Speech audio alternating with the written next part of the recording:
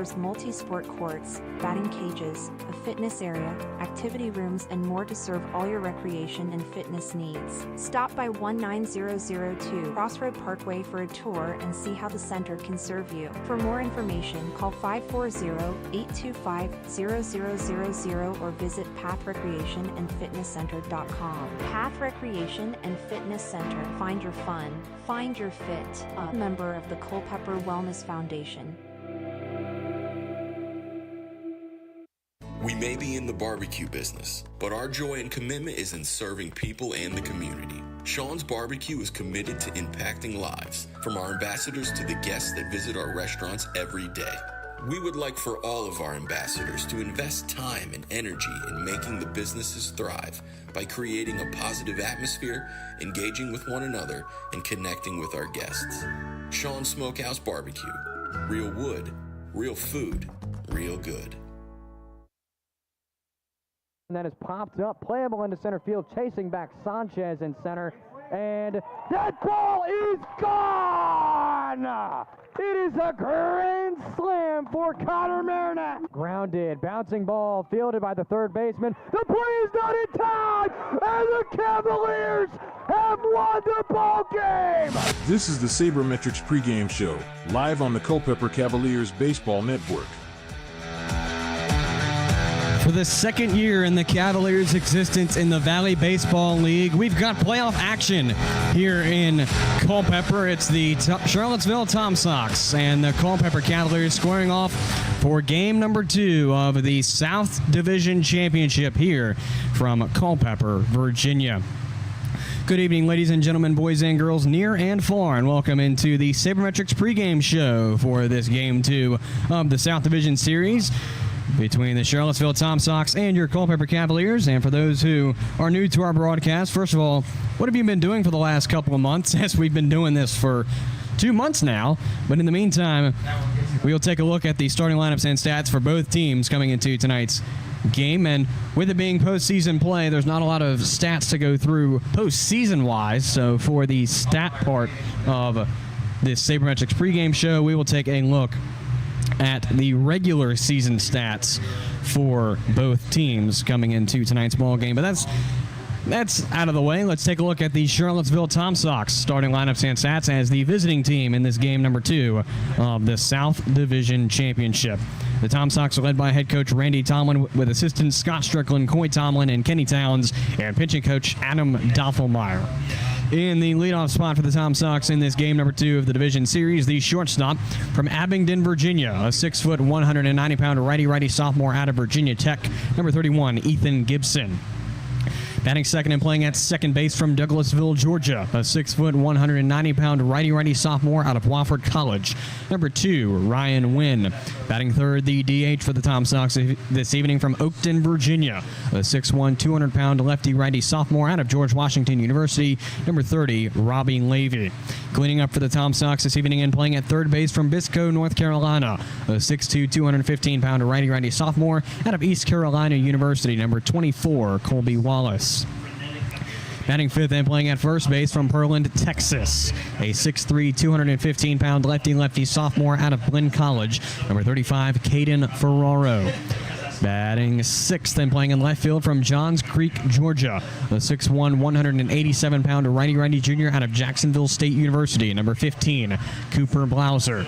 Batting seventh and playing in right field from Asheville, North Carolina, a 6', 190-pound lefty-righty sophomore out of East Carolina University, number 3, Nick Parham. Batting eighth for the Tom Sox and playing in center field from Chester Springs, Pennsylvania, a 5'9", 165-pound righty-righty junior out of Coastal Carolina University, number 28, Dean Mijos. Batting ninth and doing the catching from Earlysville, Virginia, a 6'1", 200-pound righty-righty sophomore out of Liberty University, number 11, Jack McMullen.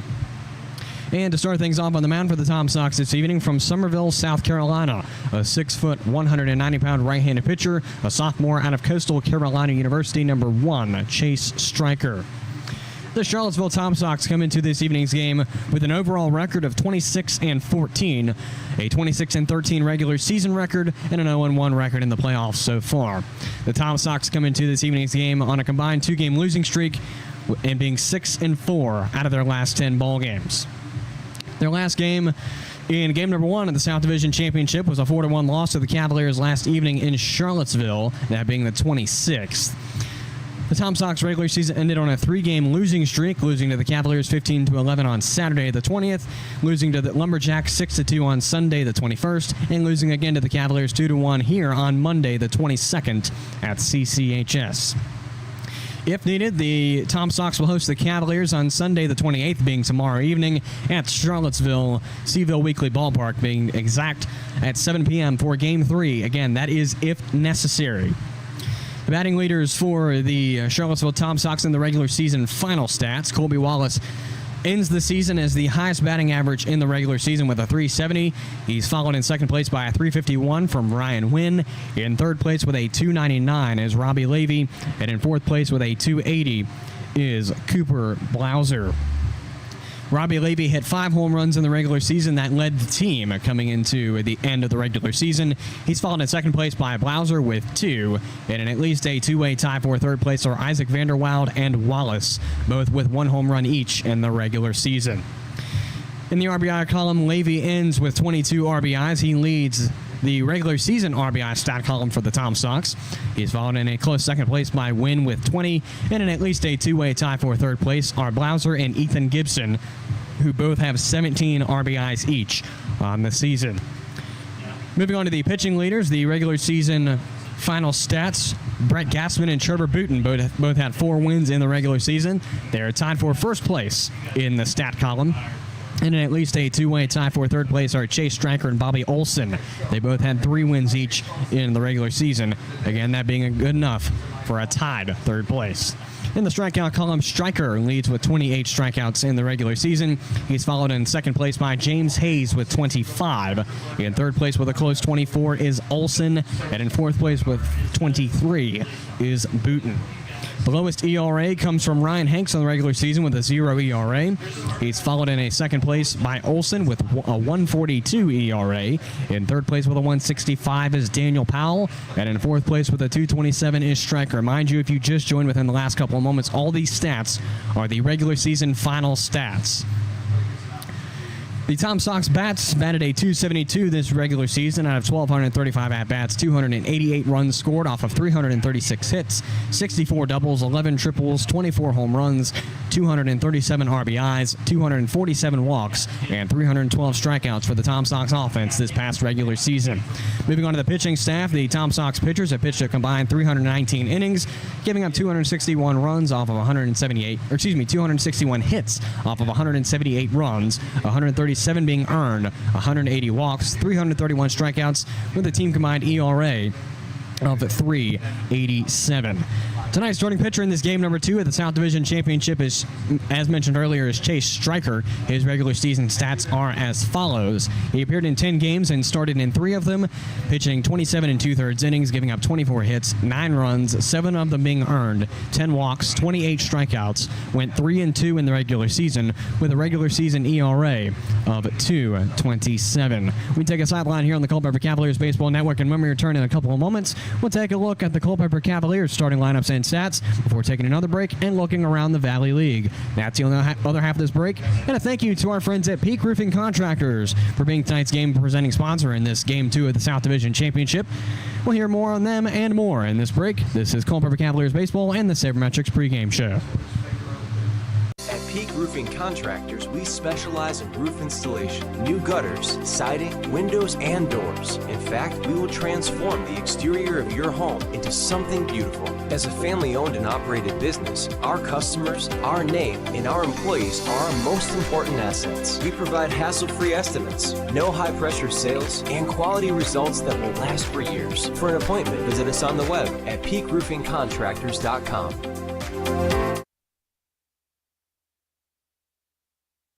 Located in Culpeper, Maloney & Ward Insurance Agency has been committed for over 30 years to providing the best insurance coverage, but also the best service. We try to make picking the right insurance policy easier and less daunting for you by going the extra mile, doing the extra work, and reassuring you that our team of experienced professional agents is here for you every step of the way. To get in touch with one of our dedicated team members, visit MaloneyandWard.com or call 540-825-9121. Maloney & Ward Insurance Agency. Coverage you need. Coverage you can trust. Coverage you can afford. Since 2004, All Install, your local Generac backup generator dealer, has provided Central Virginia with backup generators and parts at a reasonable price. We offer free, in-home estimates, as well as service for all our customers' generator needs. Install or service your Generac generator with the help of All Install today. Visit allinstallva.com or call 540-923-4592. All Install, dependable in your time of need. Now back to the Saber Metrics pregame show on the Culpeper Cavaliers Baseball Network. If you just tuned in within the last couple of moments, you missed the Charlottesville Tom Sox starting lineups and stats coming into this Game 2 of the South Division Championship in the Valley Baseball League of this 2024 season. And now we'll take a look at the Culpeper Cavaliers starting lineups and stats coming into tonight's Game 2 in the South Division Championship.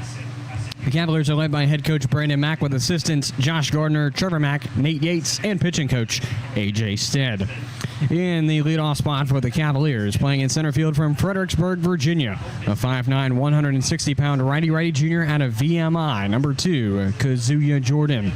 Batting second and playing in left field from Bossier City, Louisiana, a 6'1", 205-pound righty-righty junior out of Mississippi State University, number 24, Gabriel Larry. Batting third and playing at third base from Kinston, North Carolina, the 6'3", 215-pound righty-righty sophomore out of Mount Olive College, number 17, John Howard. Cleaning up for the Cavaliers this evening as the designated hitter from Zion Crossroads, Virginia, the 6'4", 225-pound righty-lefty senior out of the University of Lynchburg, number 32, Bryce Demery. Batting fifth and playing in right field from Marion, Connecticut, a 5'10", 215-pound righty-righty sophomore out of the University of North Carolina, Chapel Hill, number 40, Jackson Reshesky. Batting sixth and playing at first base from Williamsburg, Virginia, a 6'4", 215-pound lefty-righty freshman out of the George Washington University, number 55, Sean Souza. Batting seventh and playing at shortstop from Calabasas, California, a 6', 175-pound lefty-righty sophomore out of Harvard University, number 31, Tyler Shulman. Batting eighth and doing the catching for the Cavaliers this evening from New Hill, North Carolina, a 6'2", 205-pound righty-righty freshman out of Rutgers University of New Brunswick, number 41, Caden Chrisman. Batting ninth and playing at second base from Fredericksburg, Virginia, a 5'9", 180-pound righty-righty junior out of Messiah College. Welcome to your first home game at CCHS, number 1, Christian Raina. And the starting pitcher for the Cavaliers this evening from Virginia Beach, Virginia, the 6'3", 205-pound righty-righty junior out of Randolph-Macon College, number 15, William Wyan. The Cavaliers come into this Game 2 of the South Division Championship with an overall record of 22-20, being in 520-20 regular season record, and currently sit 2-0 in the playoffs. The Cavaliers are on a 2-game win streak, and they're also 9-1 out of their last 10 ball games. The last game for the Cavaliers was a 4-1 win over the Charlottesville Tom Sox last evening in Game 1 of the playoffs. The Cavaliers ended the regular season by defeating the Stanton Braves 10-5 on Sunday the 21st, the Tom Sox 2-1 on Monday the 22nd, and they unfortunately forfeited to the Covington Lumberjacks on Tuesday the 23rd. The Cavaliers then went to Harrisonburg to defeat the Turks 9-4 on Thursday in the wild card game that was held at Harrisonburg. Again, a 9-4 Cavalier win that got them into this playoff spot. If needed, the Cavaliers will travel to Charlottesville tomorrow evening for Game 3 of the South Division Championship. That game is set to begin at 7 p.m. again, if necessary. The Cavaliers have a 1-0 lead over the Tom Sox now, and a monumental win would send them to their very first league championship appearance in franchise history. Moving on to the stat leaders for the regular season finals. Connor Marinack leads the team with a .337 average in the regular season. He's followed in second place by Bryce Demery with a .314. In third place with a .299 is Gabriel Larry. And in fourth place with a .273 is John Howard. In the home run column, Howard led with 6 home runs in the regular season. He was actually picked up and followed by Bryce Demery with 5 on the season. That's good enough for second place. And in at least a two-way tie for third place are Larry and Blaken Pato. They both have 3 home runs each on the season. Got a little bit ahead of myself there. In the RBI column, Howard led with 21 in the regular season. He was followed in a close second place by Demery with 20. Third place goes to Tyler Shulman with 18 RBIs on the season, and in fourth place with 17 is Marinac. The pitching leaders for the Cavaliers coming into this playoff appearance. Tyler Smith ends the regular season with 4 wins on the season. That's the team's best in the pitching staff. He's followed in second place by Connor Kolarov with 3 wins in the regular season. And in at least a two-way tie for third place are William Wyan and Connor Marinac with 2 wins each in the regular season. In the strikeout column, Carter Rasmussen ended the regular season with 47 strikeouts on the season. That's good enough for first place. However, that stat will not go any farther as Carter Rasmussen has left for the season as he ended the regular season and then went home. Tyler Coltrider in second place with 28 strikeouts in the regular season. In third place is Kolarov with 22, and in fourth place with 20 is William Wyan. Below his Cavalier ERA also will go to Wyan with a 0.95 ERA. He's followed in second place by Marinac with a 3.46. In third place with a 3.80 is Smith, and in fourth place with a 3.98 is Connor McCauley. Moving back to the batting stats, the Cavaliers' regular season bats batted a .247 average out of 1,294 at-bats, 246 runs scored off of 320 hits, 51 doubles, 3 triples, 35 home runs, 205 RBIs, 172 walks, and 342 strikeouts for the Cavaliers' regular season batting. Moving to the pitching stats for the Cavaliers pitched 336 combined innings of work, giving up 344 hits, 257 runs, 201 being earned, 205 walks, 317 strikeouts, with the team combined ERA in the regular season with a 5.38. Again, tonight's starting pitcher for the Cavaliers is William Wyan. His regular season stats are as follows.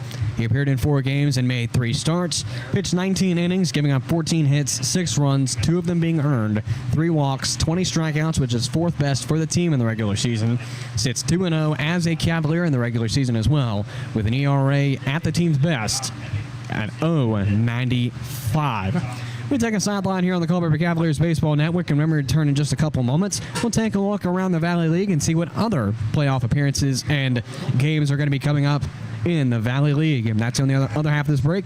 This is Culpeper Cavaliers Baseball presenting you the Valley Baseball League's Game 2 at the South Division Championship. This is Culpeper Cavaliers Baseball. K&M Lawn, Garden and Arborist Supplies is your home for the perfect outdoor power equipment, mowers, compact tractors, and arborist supplies. We carry many of the major outdoor equipment brands, and we're the largest arborist supply store around. Why choose anyone else when we've been voted Best Lawn and Garden Store in the best of Culpeper for 10 years running? Whatever you need, call us at 540-825-8371 or stop in our newer, larger location at 16299 Allied Way in Culpeper. K&M Lawn, Garden and Arborist Supplies. From grass to trees, we aim to please. Founded in 1972, Jefferson Home Builders has built over 2,500 homes, everything from cozy additions to showplaces. We center our work on quality, affordability, and reliability. Choose Jefferson Home Builders for your next project by visiting them online at jeffersonhomebuilders.com or by calling 540-812-9080. Jefferson Home Builders, filled with certainty.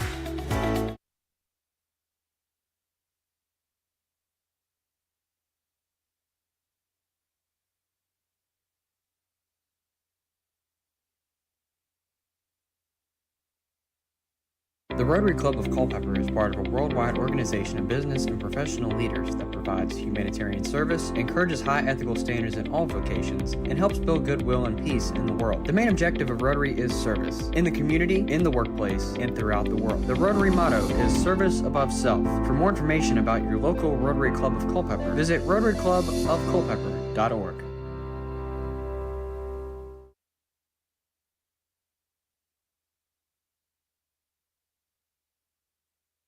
Sports, bone, spine, and joint injuries can damage everything from your game to your independence and daily life. At UVA Orthopedics of Culpeper Medical Center, we're committed to caring for your health and wellness needs from the time you walk in the door until the time you walk out. From joint replacements to finger implants, we perform some of the most difficult surgeries in the state. You can come to UVA Health and trust you'll receive the most up-to-date procedures from highly skilled and caring orthopedic specialists. Visit us at 541 Sunset Lane in Culpeper or online at uvahealth.com. Our location at Bragg's Corner Properties lends itself to a superior visibility at the Route 29 bypass interchange. Bragg's Corner is ready to help make your business transition into this ever-expanding commercial area. Enjoy the freedom to start, grow, or expand your business today. For questions or to open your lease, visit Bragg's Corner Properties online at braggscorner.com. That's BRAGGS corner.com. Bragg's Corner Properties, where business meets success. At City Light Baptist Church, we are a community of people God has chosen and preserved for Himself, who love, follow, learn from, and worship God together. We are a loving church that brings the loving message of a loving God to a lost world. Visit us online at citylightculpeper.org or give us a call at 540-321-4400. Worship services are held every Sunday morning at 10:30 a.m. at City Light Baptist Church. Worship with us at 1121 Sperryville Pike in Culpeper. The Battlefield Area Fellowship of Christian Athletes serves over 4,000 coaches and 21,000 athletes. The Fellowship of Christian Athletes serves local youth by building relationships that will demonstrate steadfast commitment to Jesus Christ and His Word through integrity, serving, teamwork, and excellence. For more information on their work in the local area, to view upcoming events, or to even join their team, visit battlefieldfca.org. Here's your look around the league, presented by LDNB Insurance and Financial Services, Centera, and Southern Kitchen in New Market. As is understandable in postseason action here in the Valley Baseball League, not much to report, so I'm going to try and make some things up as we go. In the North Division Championship Series, it's the Purcellville Cannons and the Strasburg Express squaring off tonight at First Bank Park in Strasburg. That game is set to begin at 7 p.m. with probable pitchers from the Cannons, Blake McMillan, and from the Express, Lucas Glover. And the game you're tuned into for the South Division Championship, game number 2, the Charlottesville Tom Sox and the Culpeper Cavaliers are going to square off here at Culpeper County High School with the first pitch time of 7 p.m. Starting pitchers for the Tom Sox, Chase Stryker, and for the Cavaliers, William Lyon. Mind you, the Cavaliers are in a 1-0 lead over the Charlottesville Tom Sox coming into this game number 2. And the Purcellville Cannons are over the Strasburg Express in the North Division Championship. So the Cavaliers are looking for a win, as are the Purcellville Cannons. We'll see what either the Tom Sox and the Express can do here in this pivotal Game 2 of the Division Championship Series. Looking at the final regular season stats for the North Division, the Newmarket Rebels ended in 3rd place, tied with the Winchester Royals for a 20-500 record, both 6 games back, 7-3 out of the last 10 for both teams. The Woodstock River Bandits ended the regular season win in 5th place with a 16-24 record. That's a .400 win percentage. 10 games back, 3-game losing streak, 3-7 out of their last 10. The Front Royal Cardinals finished the regular season in 6th place with a 15-25 record. That's a .375 win percentage, 11 games back, 1-9 out of their last 10. The Purcellville Cannons as the number 1 seed in the postseason play for the North Division Championship, ending with an overall record of 27-14. Currently sitting at a .656 win percentage combined, 9-1 out of their last 10. The Strasburg Express are in the 2nd seed for the North Division Championship. They are 23-18. As a record with the playoffs included. They're at a .561 win percentage combined, 3-7 out of their last 10 ball games combined.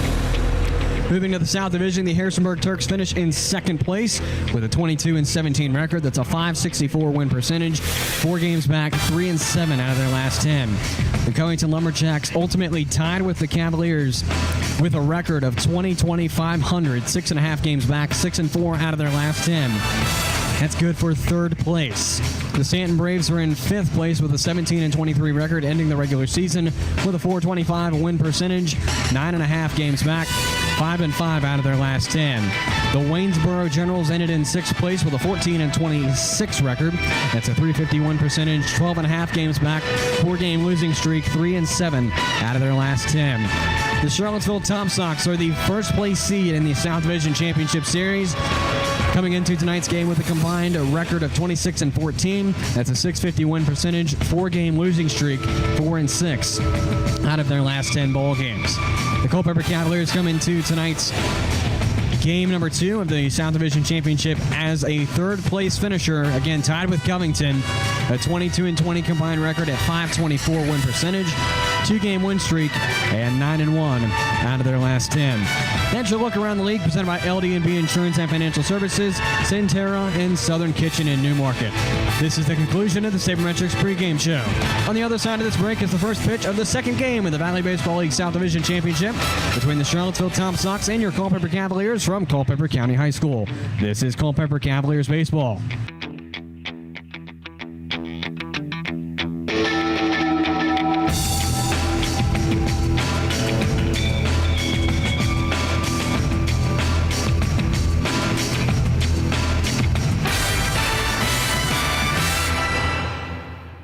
CM Contracting and Consulting provides general contracting and consulting services for commercial, government, and security construction. Our jobs range from small area remodeling to new building construction. When it comes to working with clients, our golden rule takes priority. We simply want to guarantee 100% satisfaction with the work done. Contact CM Contracting and Consulting at cmcontractingconsulting.com for all of your commercial construction, security construction, modular SCIF, and disaster recovery needs. Introducing the new Sean Smokehouse Barbecue app. Ordering your favorite mouth-watering smoked meats and homemade sides has never been easier. Satisfy your cravings and earn rewards with every bite. With the help of our loyalty program, catering for your next event is a breeze. Download the new Sean Smokehouse Barbecue app and order today. Available on the App Store and Google Play. Culpeper Battlefield Tours, LLC is a proud sponsor of the Culpeper Cavaliers. Culpeper Battlefield Tours launched in 2022 to provide tours of Culpeper's historic battlefields and sites. Tours of 2 or 3 hours can be customized of Brandy Station Battlefield, Buford's Knoll, Fleetwood Hill, St. James Church, Stevensburg, and the Winter Encampment, or contact Culpeper Battlefield Tours for a specialty tour. To contact them, learn about upcoming events and more, call 540-632-4500 or visit culpeperbattlefieldtours.com. At Brenco Solutions, we take great pride in our excellent workmanship, competitive rates, and the ability to deliver outstanding results. We're a woman-owned Class A general contracting company with a goal to build lasting partnerships with our clients through exceptional service and outstanding quality. With a wide range of services, free estimates, and real-time updates, we strive to offer you the same vision. Call us today at 866-826-3626 to see what it means to be part of the Brenco family.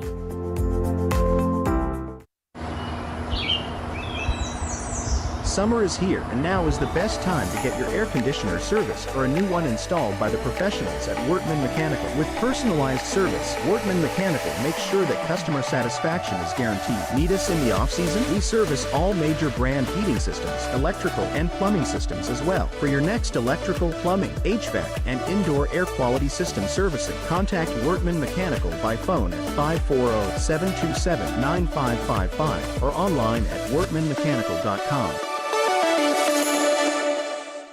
The same food you love at Sean's table can be served at yours. Whether it's 25 or 100 guests, Sean's caters all your favorites. From brisket, pulled pork, ribs and chicken, to baked beans, mac and cheese, cornbread, and lots more. With simple online ordering, you select your meats, sides, drinks, and paper products. And don't forget our homemade desserts. All of Sean's catering can be delivered right to your table, or you can pick it up. Sean's Smokehouse Barbecue Catering. Real wood, real food, real good. Path Recreation and Fitness Center offers multi-sport courts, batting cages, a fitness area, activity rooms, and more to serve all your recreation and fitness needs. Stop by 19002 Crossroad Parkway for a tour and see how the center can serve you. For more information, call 540-825-0000 or visit pathrecreationandfitnesscenter.com. Path Recreation and Fitness Center. Find your fun. Find your fit. A member of the Culpeper Wellness Foundation. At City Light Baptist Church, we are a community of people God has chosen and preserved for Himself who love, follow, learn from, and worship God together. We are a loving church that brings the loving message of a loving God to a lost world. Visit us online at citylightculpeper.org or give us a call at 540-321-4400. Worship services are held every Sunday morning at 10:30 a.m. at City Light Baptist Church. Worship with us at 1121 Sperryville Pike in Culpeper. Lineups are being read in-house here at CCHS. It's Game 2 of the South Division Championship Series between the Charlottesville Tom Sox and the Culpeper Cavaliers here from CCHS. The Tom Sox looking to get into the win column and force a Game 3. The Cavaliers looking to make it an early series ending as they are 1-0 in the series. We'll see what happens in tonight's ball game in just a couple of moments as we're set and ready to begin tonight's ball game at around 7:04, 7:05-ish here from CCHS. Upcoming is Culpeper Cavaliers baseball. Sports, bone, spine, and joint injuries can damage everything from your game to your independence and daily life. At UVA Orthopedics of Culpeper Medical Center, we're committed to caring for your health and wellness needs from the time you walk in the door until the time you walk out. From joint replacements to finger implants, we perform some of the most difficult surgeries in the state. You can come to UVA Health and trust you'll receive the most up-to-date procedures from highly skilled and caring orthopedic specialists. Visit us at 541 Sunset Lane in Culpeper or online at uvahealth.com. Culpeper Battlefield Tours, LLC is a proud sponsor of the Culpeper Cavaliers. Culpeper Battlefield Tours launched in 2022 to provide tours of Culpeper's historic battlefields and sites. Tours of 2 or 3 hours can be customized of Brandy Station Battlefield, Buford's Knoll, Fleetwood Hill, St. James Church, Stevensburg, and the Winter Encampment, or contact Culpeper Battlefield Tours for a specialty tour. To contact them, learn about upcoming events and more, call 540-632-4500 or visit culpeperbattlefieldtours.com. At Peak Roofing Contractors, we specialize in roof installation, new gutters, siding, windows, and doors. In fact, we will transform the exterior of your home into something beautiful. As a family-owned and operated business, our customers, our name, and our employees are our most important assets. We provide hassle-free estimates, no high-pressure sales, and quality results that will last for years. For an appointment, visit us on the web at peakroofingcontractors.com. Summer is here, and now is the best time to get your air conditioner serviced or a new one installed by the professionals at Wortman Mechanical. With personalized service, Wortman Mechanical makes sure that customer satisfaction is guaranteed. Need us in the off-season? We service all major brand heating systems, electrical and plumbing systems as well. For your next electrical, plumbing, HVAC, and indoor air quality system servicing, contact Wortman Mechanical by phone at 540-727-9555 or online at wortmanmechanical.com.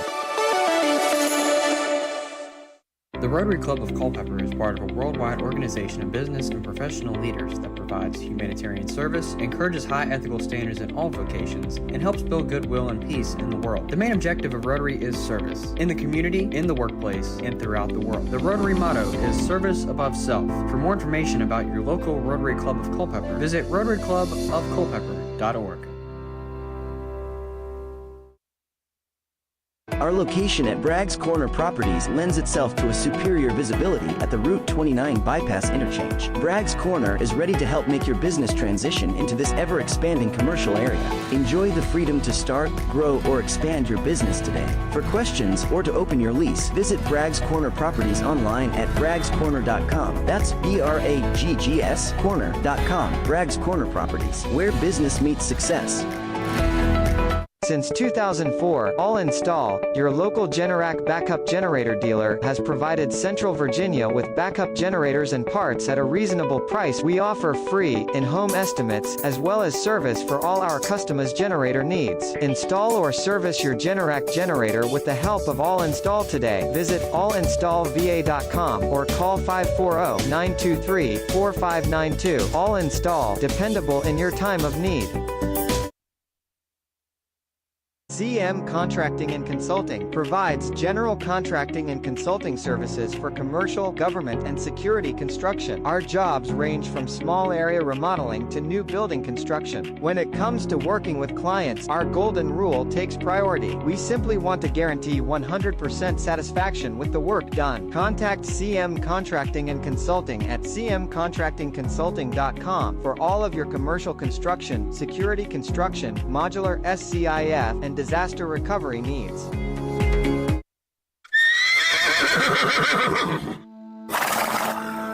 This is Culpeper Cavaliers baseball. That's lined down high and far. Chasing back the left fielder. He leaps, and it's gone. That is lined out into left center. It's going high. It's going far. Kiss it goodbye. The two-run shot. You're tuned in on the Culpeper Cavaliers Baseball Network. That is grounded into right. It's an RBI double. Grounded, bouncing ball. The play is not in time, and the Cavaliers have won the ball game.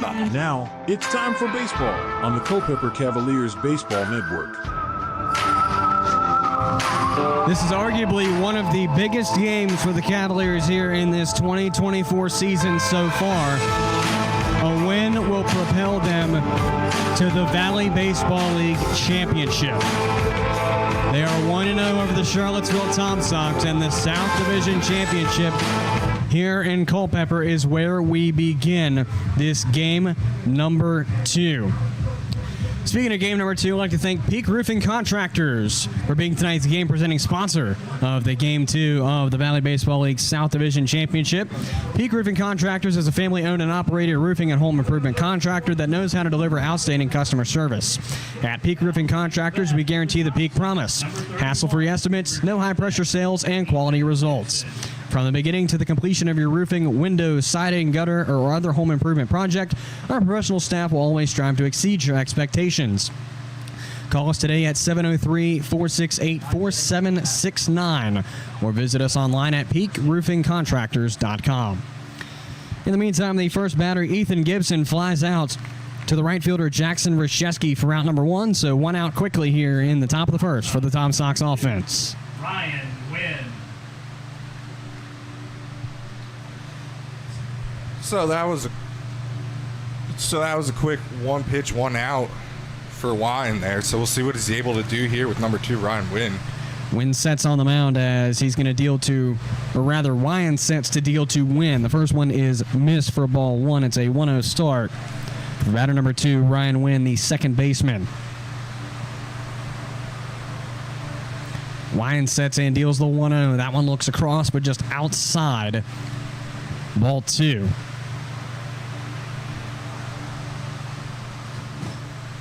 Two balls and no strikes. Wynn sets on the mound and the pitch comes in. That one's going to be outside for ball 3. Now a 3-0 start for the second baseman, Ryan Wynn, here in his first plate appearance. Wynn in the postseason so far went 1 for 4 in last night's game at Charlottesville. That's a .250 average. And there's strike 1 on the 3-0.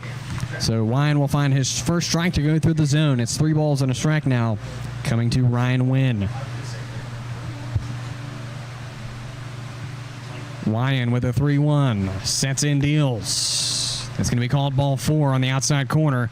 And there's a runner on with 1 out down in this top half of the first inning. Number 30, Robbie Levy.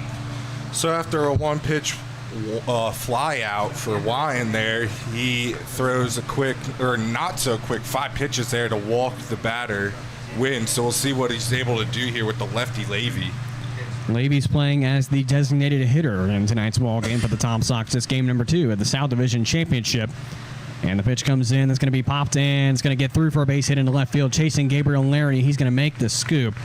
and bobble it around, but he will keep the man win at second. So that's going to be the first hit of the ball game in the form of a single from the DH, Robbie Levy. Now 2 on with 1 down. In the cleanup spot for the Tom Sox, number 24, Colby Wallace. So we'll see what the Tom Sox are able to do here with 2 guys on the base pass with 1 out. If they're able to score a run here early, or if the Cavaliers here are able to get a double play.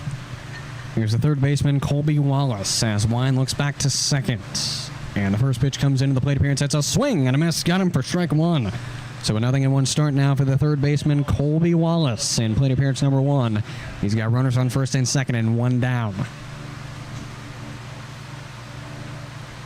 So I believe the last home game, the Tom Sox scored their only run in the top of the first inning. So we'll see what they're able to do here as that next pitch is swung on and missed for strike number 2.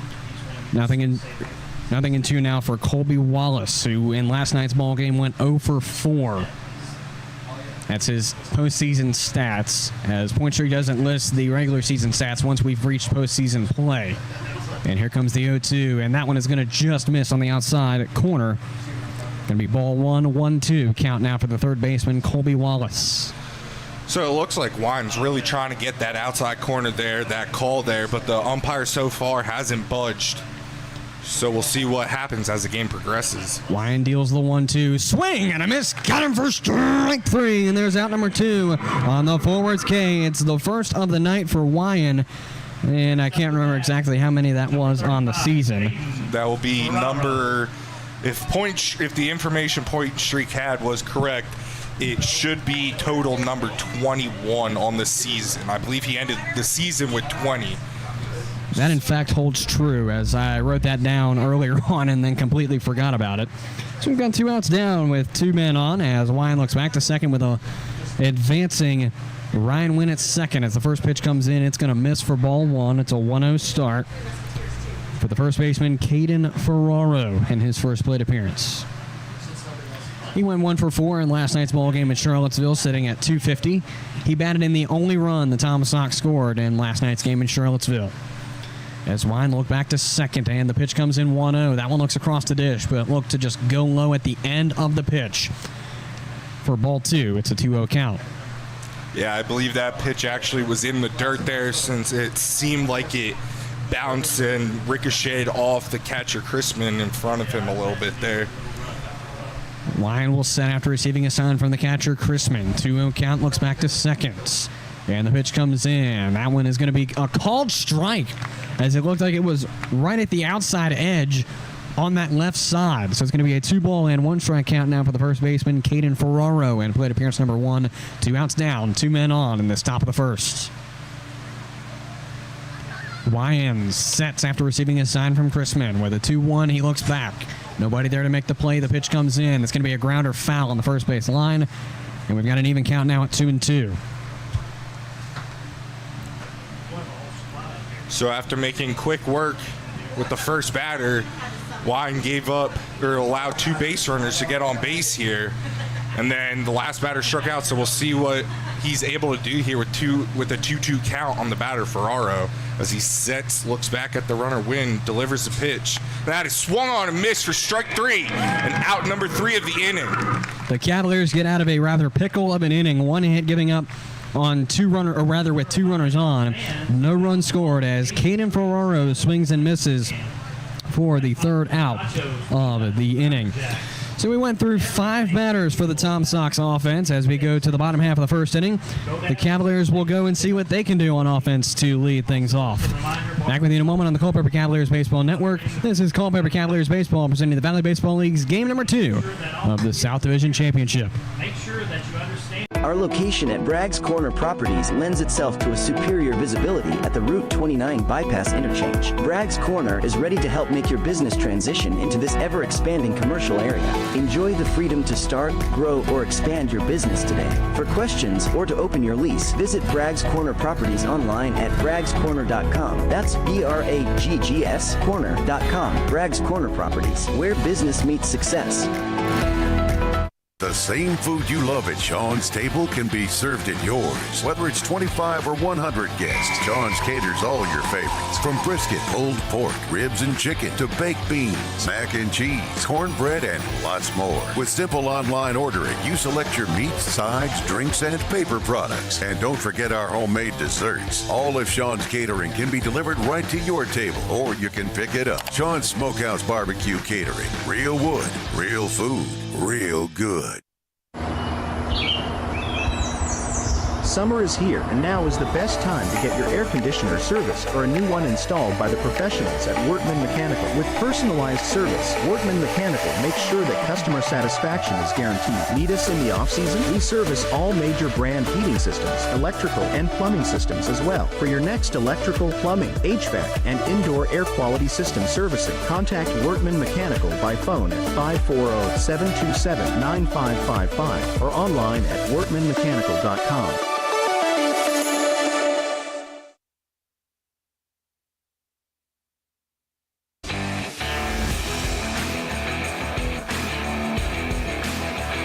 So after an inning where the Tom Sox got two men on and left them stranded, the Cavaliers will go to Kaz Jordan, Gabriel Larry, and John Howard as the 3-2 up for the Cavalier offense in this game two, or rather first inning of game number 2 in the South Division Championship.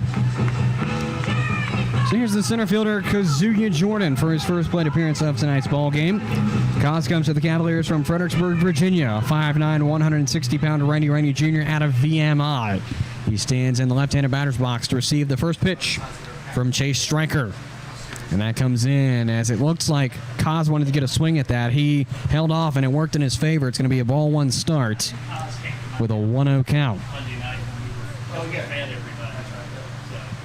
Stryker will set on the mound with a 1-0 coming to the leadoff batter, Jordan. A pitch comes in. It's going to be grounded and fouled down the third base side. Now an even 1-1 count. So Stryker was the starting pitcher for the Tom Sox on Monday, and I believe the Cavaliers were able to score their 2 runs off of him. So we'll see what they're able to do here as that next pitch is fouled away. For strike 2, the count is now 1-2 on Kazuya Jordan. Around the horn from first base, Ferraro. Second base, Wynn. Short, Gibson. Third base, Wallace. Left, Blauser. Center field, Mijos. Right field, Parham. Behind the dish, McMullen. And again on the mound is Stryker with a 1-2. The pitch comes into Jordan. That's going to be low and away on the fastball. Now an even count at 2-2 for the Cavs leadoff batter, Jordan. Jordan went 4 for 10 in last night's ball game in Charlottesville. That was a 400 average, or rather that's going to be 2 games worth, my apologies, over the postseason. Let's just make that clear. And that ball is going to go low in the dirt, and we're going to have a payoff to start things off with the Cavalier offense. I got to get used to the Cavaliers actually playing the wild card and then the championship series. Yeah, because I was going to say, I don't think, with the score being only 4-1 last night, I don't think they had 10 at-bats. That would have been amazing, though. Yes, it would have. As there comes ball 4, and the first batter of the game is walked as Kaz Jordan takes the 90-foot walk of fame. And the Cavaliers have a man on and nobody down with the left fielder Gabriel Larry coming up. Field number 24, Gabe Larry. So we'll see what number 24, Gabriel Larry's here, or able to do here, as he has been pretty hot in the last few home games. Him and Demery have been, so we'll see what is able to happen with this at bat. As Larry squares around a bunt, thankfully he bunts that foul. If that would have been fair, that might have been able to be easily caught by the third baseman Wallace. Waiting on Gabriel Larry's postseason stats to come up on point streak, but just a second when Andrew said, certainly Gabriel Larry has gotten hot as of late, at least in the last couple of games before last week. He comes into this game 2 of the championship series with a postseason record of 1-9. That's a 111 average, 1 RBI out of the last 2 postseason games. Pickoff attempt in the meantime, not in time. Here comes the 0-1 to Larry. He squares to bunt, and it's going to find strike 2 on that pitch. So it looks like here the wise choice will be that Larry will be swinging here for strike 3 to prevent strike 3, as he has 2 strikes on him here. Striker sets after receiving a sign from McMullen. The pitch comes in. That's going to be a popper. It's going to be fielded by the third baseman, Colby Wallace. And the play back at first is going to be made in time, so there's 2 outs there. As Kosh Jordan went to second before the ball even left the infield. So there's 2 quick outs. Yeah, so it looks like they were attempting either at least Kosh was trying to steal the bag there, or they were doing a hit and run that just ended up going the Tom Sox way pretty easily. So the line out to 5 will bring up the third baseman, John Howard, for his first plate appearance at tonight's ball game. As Striker sets on the mound, the first pitch to him will come in. That's going to be through the zone for a called strike 1. 0-1 to start things off here for the third baseman, John Howard, in his first plate appearance. No score yet between the Tom Sox and the Cavaliers in this Game 2 of the South Division Championship. As fouled away on the right field side and out of play. Now an 0-2 count.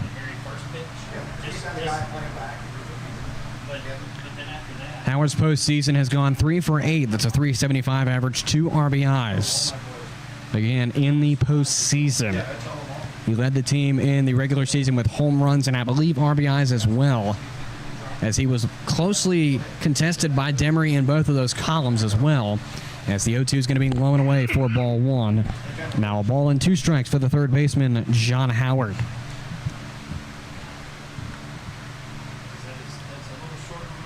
Striker making his first appearance of the postseason, and that's going to be fouled away on the 1-2. And it's going to go out of play. We'll stay with the 1-2 count.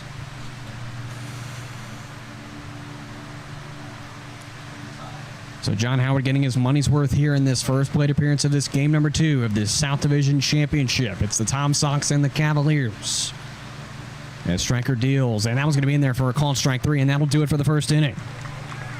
So the Tom Sox, although they allow 1 man on, they go 1-2-3 as they get John Howard looking for a called strike 3. And that does it for the first inning.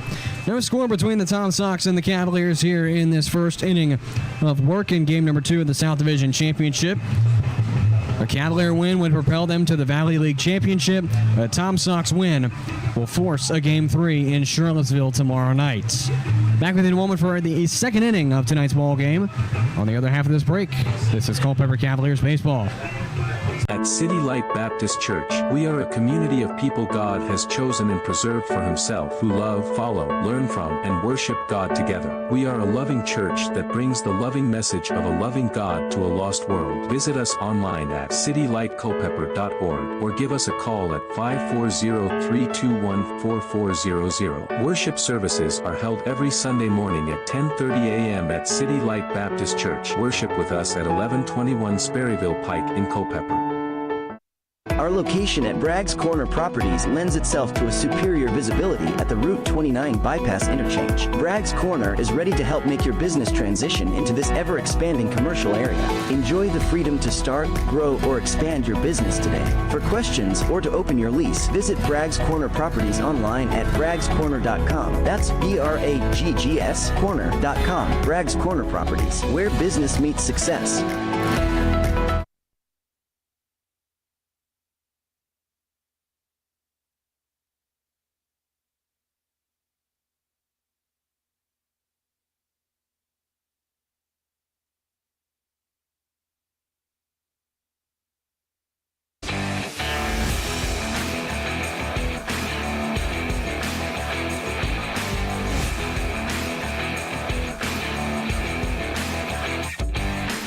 To the second inning we go here at CCHS. It's a scoreless ball game between the Charlottesville Tom Sox and the Culpeper Cavaliers here in this Game number 2 of the South Division Championship, as Wyan deals the first pitch to Cooper Blauser, and it's going to be in there for a called strike 1. Now they're going to start things off here for Cooper Blauser, as we have a... I think you had a little bit of a heart attack there, Andrew. Yeah, most definitely did there. I had a soda can as that is popped out to right field. It will be caught by Kazuya Jordan for out number 1. Yeah, I almost knocked my soda can on. Well, I did knock it over, and I am glad that it was empty because it almost spilled all over my laptop. My school laptop, should I say that? My work laptop. That would have been very bad. It was actually Christian Rainier to come up with that play in right field, as it was Rainier chasing back and Reshevsky chasing up. My apologies, Raina. You're good. As the first pitch to batter number 2 of the inning, Nick Parham, goes low and away for ball 1. It's a 1-0 start for the right fielder Parham in plate appearance number 1. In the meantime, Blauser was looking for his first hit of the postseason, went 0 for 4 in last night's ball game in Charlottesville. The 1-0 now from Lyon is going to be lined a grounder into center field, so it's going to be a hit for the Tom Sox as Nick Parham gets on via the grounder into center field, rather. So a man on and 1 out down here in this top half of the second inning. Calls up the center fielder Dean Mijos. Also, that was Parham's second hit of the postseason. Came into tonight's ball game 1 for 3, coming from last night's game. .333 average, nothing in the home run or RBI column yet. So Wine will check back to first with Souza. They will say no, and the pickoff attempt is unsuccessful, as Dean Mijos patiently awaits his first pitch. Wine receives his sign, sets on the mound with a first pitch coming to Nick Parham. It's going to be outside in the right-handed batter's box. Called ball 1, 1-0 starts for the center fielder Mijos. There, point streak finally does load. I was waiting for how long it was going to take so we could get the stats there. As Wine sets in, deals the 1-0, that's going to be fouled away, and it's going to be ruled a dead ball as it ricochets back into the infield, and even 1-1 count now for the center fielder Mijos, who went 1 for 3 as well in last night's ball game. .333 average and no home runs or RBIs as well. So the count will be even 1-1 here on the center fielder Mijos with the runner on first as Wine looks in, sets, and delivers the pitch on the outside corner, gets that call for strike number 2. Count is now 1-2.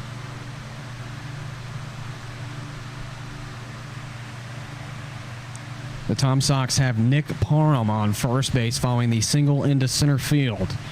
Wine now facing Dean Mijos, the center fielder, with a 1-2 count. The pitch comes in, grounder to first base. Going to get past the diving Souza into right field for a base hit. Rounding to third is going to be Nick Parham, and it's going to be a single on the record of Dean Mijos, and a man now in scoring position being Parham.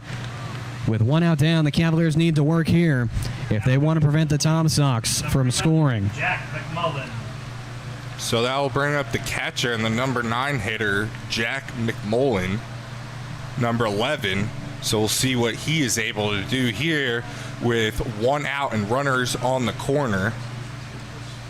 The other thing we need to watch out for is if the Tom Sox will have Mijos steal second base to prevent the double play. Here comes the first pitch from Wine. That's going to be lined into right field, chasing back Reshevsky. He watches it, and it's off the fence and back into the infield. And 1 run will score off of a trotting Nick Parham. I believe it is actually a home. They did call it a home run. They said in the umpire signal, he pointed that it went over and not the signal of it being a home run. So that will end up being a 3-run home run for Jack McMullen and the Tom Sox. So just like that, the Tom Sox take an early 3-0 lead here at CCHS off of a 3-run home run call from the first base umpire. And it is a home run for Jack McMullen. He bats 3 runs in. They lead 3-0 with the original leadoff batter, Ethan Gibson, coming up to the dish now for the Tom Sox. So he said he was going like that, saying that it went over. That's what McMullen comes into tonight's postseason game with a 0 ERA, or excuse me, a 0 batting average, rather, wrong terms, as he did not appear in last night's Game 1 of the championship series. And I missed what that point was there by the umpire. I don't know if he was signaling. Trying to figure out exactly what's going on the field between the umpires. So I think actually, if I'm gathering it correctly, the umpire is telling the dugout that he gave the catcher Chrisman a warning. Gotcha. As the first pitch comes into Ethan Gibson, bunt signal. It's going to be out of play, straight back. That was a great catch by the fan there. Unfortunately, it is not like how it is in the MLB where you're able to keep the foul balls We do like since there's a lot of them, we need the baseballs back, so unfortunately that fan won't be able to keep that ball as that is swung on miss for strike 2. Correct me if I'm wrong, but that looked like a curveball, and indeed a nasty one from Wyan there. It definitely was. As the 0-2 is coming up between Wyan and Ethan Gibson. 1 out down in this top half of the second. The Tom Sox lead 3-0. As the pitch comes in, that's going to be just missed for ball 1. Now a ball and 2 strikes for the shortstop Gibson in plate appearance number 2. Tom Sox take a 3-0 lead off of a Jack McMullen 3-run home run into right field. That bopped off the top of the fence. 1-2 comes in. Going to be blown away for ball 2. Now an even 2-2 count coming to Ethan Gibson. Because I couldn't see it. Yeah, okay. Because I know there's that dirt mountain out there, so I could have bounced back over. Okay. So Ethan Gibson and William Wyan facing off in a 2-2 count. Wyan sets in, deals. The pitch comes in low and away on the pitch that looked to be in the strike zone, but again, just too low to be called a strike. And now we've got a payoff coming to the shortstop, Ethan Gibson. So William Wyan's ERA coming into tonight's, or rather into the postseason, was 0.95, give or take. As payoff comes in, it's going to be a called strike 3, and there's out number 2 as William Wyan gets the batter to go down his way. 2 outs down in this top half of the second with a 3-0 Tom Sox lead. So the second baseman, Ryan Wynn, comes up to the dish now for the Tom Sox. He was walked his last time around and stranded at second. As the first pitch comes to him in plate appearance number 2, he will swing and miss through it for strike 1. Another 1 start for the second baseman, Ryan Wynn, in plate appearance number 2.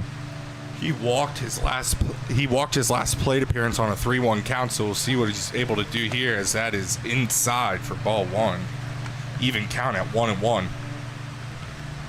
As stated a moment ago, Wyan's ERA coming into the postseason was 0.95. His ERA of the game trickles from a 20.30 to a 16.17. As strike 2 comes in looking. A 1-2 count now for the second baseman, Ryan Wynn. I guess that's one of those questions. So if you're William Wyan right now, your quest is to keep the ERA low, as that's a swing and a miss. The play is going to be made at first. If on target, it's in time for out number 3, as it's a forwards K in the books to get Ryan Wynn down. But the Tom Sox do take a little bit of damage. It's a 3-0 Tom Sox lead as we go to the bottom half of the second inning. Cavs looking to respond here as they need a win to propel themselves to the Valley Baseball League Championship. The Tom Sox with a win would force Game 3. This is Culpeper Cavaliers Baseball on the Culpeper Cavaliers Baseball Network. We'll return in the other half of this break for the bottom half of the second. This is Culpeper Cavaliers Baseball. Founded in 1972, Jefferson Home Builders has built over 2,500 homes, everything from cozy additions to showplaces. We center our work on quality, affordability, and reliability. Choose Jefferson Home Builders for your next project by visiting them online at jeffersonhomebuilders.com or by calling 540-812-9080. Jefferson Home Builders, filled with certainty.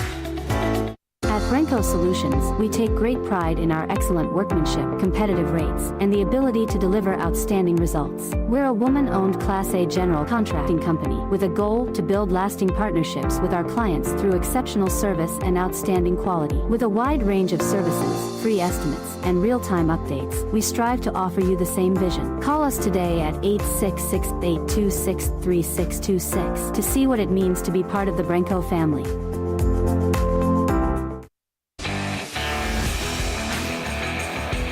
Bottom half of the second coming up here between the Tom Sox and the Cavaliers in this game number 2 of the South Division Championship. It's a 3-0 Tom Sox lead as we go to the bottom half of the second with Bryce Demery, Jackson Rashevsky, and Sean Souza due up for the Cavaliers. Demery leading off, Rashevsky on deck, and Souza in the hole to start things off for this bottom half of the second inning. Here comes the first pitch to Bryce Demery from Chase Stryker. That's going to be a wild pitch as it bounces well before even crossing the right-handed batter's box. It's a 1-0 start for the DH Demery, who at least as of late in the regular season, Demery was getting really hot. I didn't get to keep up with a lot of the postseason actions. That's grounded to short. It's going to be Gibson to flip to first, and that's going to be in time. So it's going to get Demery down on a 6-3 play. A very close 6-3 play, I might add, as the right fielder Jackson Reshevsky comes up to the dish now for the Cavaliers. Yeah, that was real close by a step at most. The thing that made it real close was the throw didn't have a lot of speed on it, one, and two, the first baseman, Ferrara, had to really stretch to get that throw there. As Reshevsky fouls the first pitch away for strike one. An 0-1 start for the right fielder Jackson Reshevsky. In the meantime, Bryce Demery came into tonight's ball game 2 for 10 in the postseason. That's a 200 average. He had 2 RBIs. Reshevsky, in the meantime, going 5 for 8 in the postseason. That's a 625 average. As he will swing and miss through that one for strike 2. Now 0-2 is the count for the right fielder Reshevsky. It's the Tom Sox and the Cavaliers in this game number 2 of the South Division Championship. The Cavaliers have a 1-0 lead in the series as the 0-2 is going to go across the zone, but just upstairs a little bit too high to be called a strike. It's a 1-2 count now coming to the right fielder, Reshevsky. Striker receives a sign from the catcher, Jack McMullen, and deals the 1-2. It's going to be a wave and a miss. Got him swinging for strike 3, and there's out number 2 of this second inning for the Cavalier offense. Cavaliers. First baseman, number 55. Here comes the first baseman, Sean Souza, for his first plate appearance of this game number 2. He didn't appear in too many games ending the regular season, at least here at CCHS. Hitting-wise and fielding-wise, he did not, as his first pitch is low and in for ball 1. He did, however, if the people are tuning in now that tuned in for Monday's game, remember that he did come in the 6th inning as his next pitch is fouled away to even count at 1-1. He came in the top of the 6th inning for the Cavaliers. I believe he had no statistical record, so I believe that was his first ever appearance here. Not sure if he did pitch in college. But then he was in the 7th inning when the game was called due to lightning and rain, as that pitch is low for ball 2. Going off your point, I don't believe he has pitched at all this season. I want to say maybe he pitched last year a little bit, but I'm not exactly sure. He could have. Again, don't quote me on that, so it's going to be a grounder to the pitcher. And that looks to do it if it's in time, and with a fast throw to first, that's going to be a GO1 to retire Souza. Another 1-2-3 offensive set for the Cavaliers as we go into the 3rd inning. It's a 3-0 Tom Sox lead as the Tom Sox will go into the 3rd inning, leading off with batter number 3, Robbie Levy. That's on the other half of this break. This is Culpeper Cavaliers Baseball, bringing you Game 2 of the Valley Baseball League South Division Championship. Sports, bone, spine, and joint injuries can damage everything from your game to your independence and daily life. At UVA Orthopedics of Culpeper Medical Center, we're committed to caring for your health and wellness needs from the time you walk in the door until the time you walk out. From joint replacements to finger implants, we perform some of the most difficult surgeries in the state. You can come to UVA Health and trust you'll receive the most up-to-date procedures from highly skilled and caring orthopedic specialists. Visit us at 541 Sunset Lane in Culpeper or online at uvahealth.com. Located in Culpeper, Maloney & Ward Insurance Agency has been committed for over 30 years to providing the best insurance coverage, but also the best service. We try to make picking the right insurance policy easier and less daunting for you by going the extra mile, doing the extra work, and reassuring you that our team of experienced professional agents is here for you every step of the way. To get in touch with one of our dedicated team members, visit MaloneyandWard.com or call 540-825-9121. Maloney & Ward Insurance Agency. Coverage you need. Coverage you can trust. Coverage you can afford.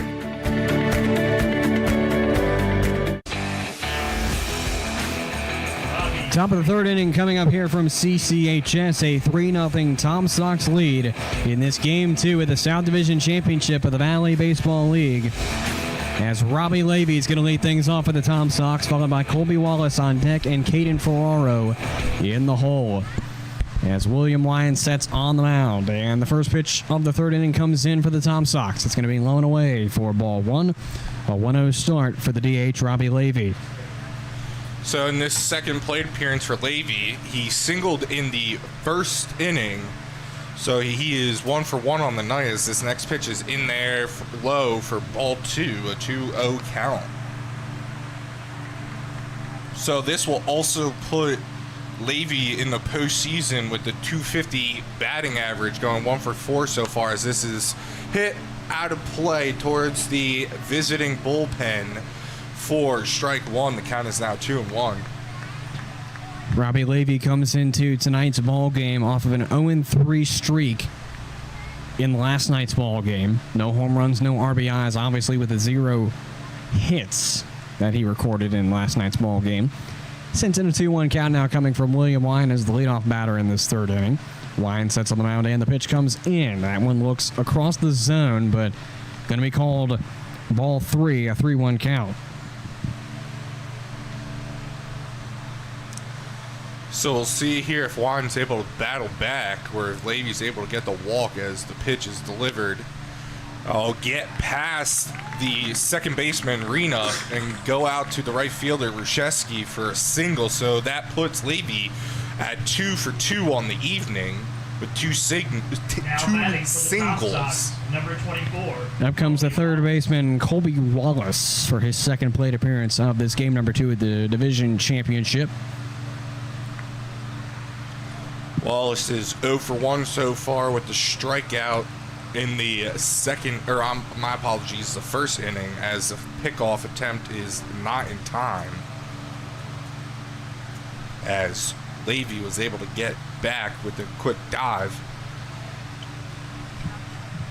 Wine's ERA has trickled down again to a 13.50 now, as it's trickled down since the last couple of batters have come up, as the first pitch is swung on and missed for strike 1. I think I want to start things off here for the third baseman, Colby Wallace, in plate appearance number 2 on the evening.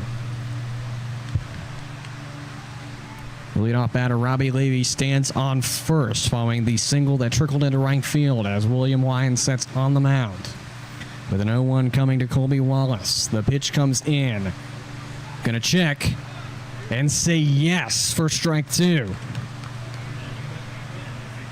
So nothing in 2 count now for the third baseman, Colby Wallace. The first baseman, Caden Ferraro, is going to be on deck. So we'll see what Wine's able to do here, as he was able to strike out Wallace in the first inning. Attempts to pick off again, not in time. Souza will hold the tag on the runner Levy for a little bit, and throws the ball back.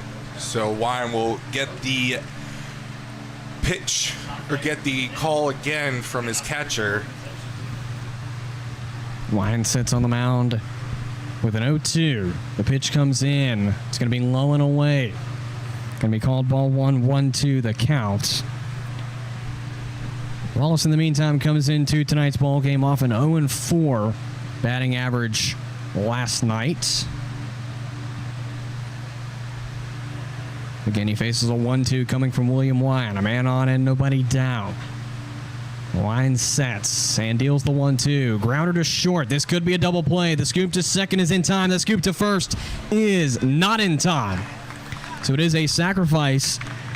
It'll be a 6-4 fielder's choice for the call for Colby Wallace there. Now coming as the runner on first, Levy, is thrown out at second. Caden Ferraro. So up comes the first baseman, Caden Ferraro, following the fielder's choice from Colby Wallace. Ferraro is 0 for 1 so far with the strikeout to end the first inning. Wine sets, delivers the pitch. It looked to be in the zone, however, it was a bit low below the knees for ball 1. Ferraro in last night's game went 1 for 4. That's a .250 average. Batted in the only Tom Sox run of that game, as pitch number 2 is inside Ferraro's batter's box. Now 2-0.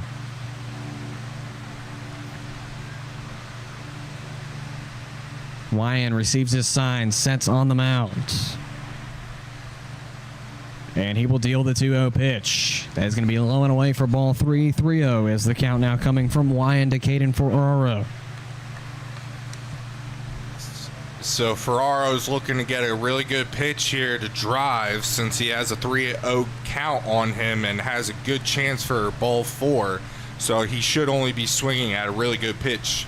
Here comes the 3-0. It's going to be a liner into right. It's going to drop for a base hit and possibly more, as it's going to be the batter on first, or rather runner, on first. Colby Wallace rounding to second and stopping. It's going to be a single for Caden Ferraro that does no more damage for the Cavalier defense.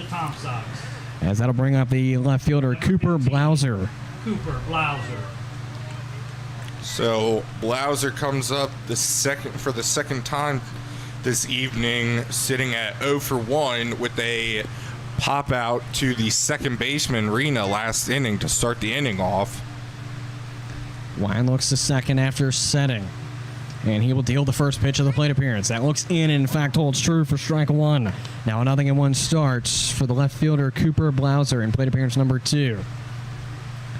The Tom Sox have Caden Ferraro on first via the single, and Colby Wallace standing on second via the fielder's choice and advancement from the single. As Wine looks back to second, he will deal the 0-1. That one's going to be a little bit low on the ball that would have been in the zone with the height, but didn't hold. It's a 1-1 even count now for Blauser. Wine receiving a sign from the catcher, Chrisman. Sets on the mound, looks back to second. Nobody there to make the play. With a 1-1 count, the pitch comes in. That one is going to be low in the zone as well. Now 2 balls and a strike for the left fielder, Blauser.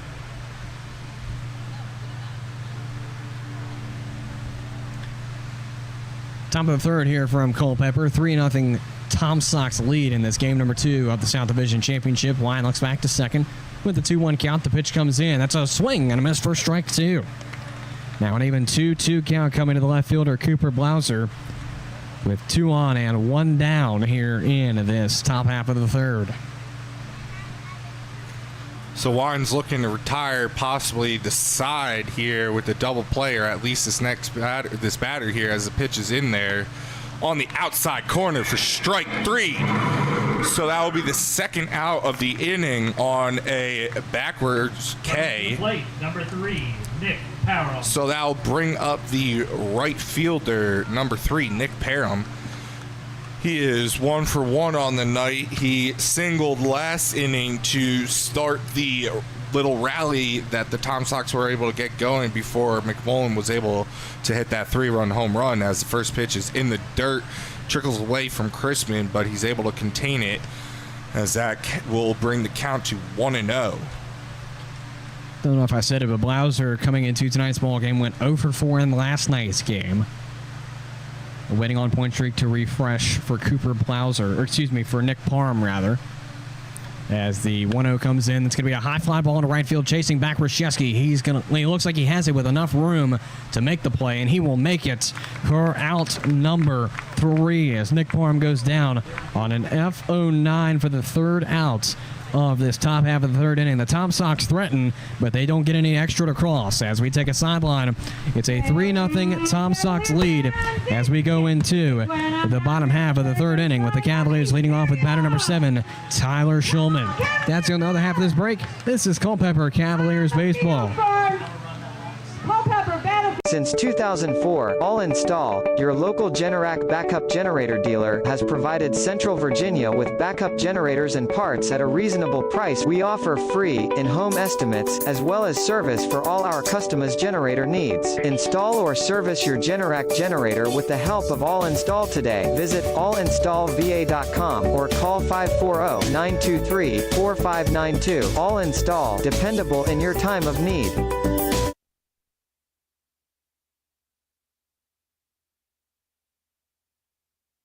K&M Lawn, Garden and Arborist Supplies is your home for the perfect outdoor power equipment, mowers, compact tractors, and arborist supplies. We carry many of the major outdoor equipment brands, and we're the largest arborist supply store around. Why choose anyone else when we've been voted best lawn and garden store and the best of Culpeper for 10 years running? Whatever you need, call us at 540-825-8371 or stop in our newer, larger location at 16299 Allied Way in Culpeper. K&M Lawn, Garden and Arborist Supplies. From grass to trees, we aim to please.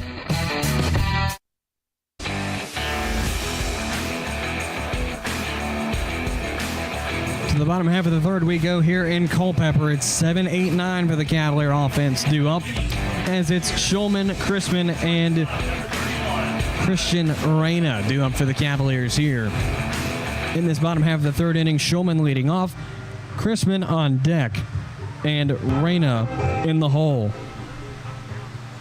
Here's Tyler Schulman to lead things off for the Cavaliers as they're down 3-0 to the Charlottesville Tom Sox in this game number 2 of the South Division Championship. Ball 1 in the call to start things off for Schulman.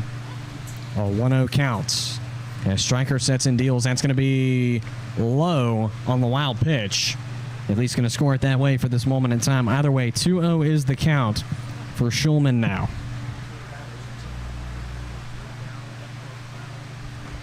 Only reason I'm scoring that a wild pitch is it looked like it went into the dirt before passing the catcher. As that one is going to be a 2-0 pitch, going to miss outside ball 3 on the rather nicely placed height-wise ball, but just outside the zone, 3-0. So Schulman's looking to get another good pitch here as it's low and away for ball 4. So that's a quick 4-pitch walk to start the inning off. So this is the first base runner for the Cavaliers since the leadoff walk in the first inning for Kazuya Jordan. So we'll see if the Cavaliers are able to do anything with a runner on base this inning. Here comes the catcher, Caden Chrisman, for his first plate appearance of this game number 2 at the South Division Championship.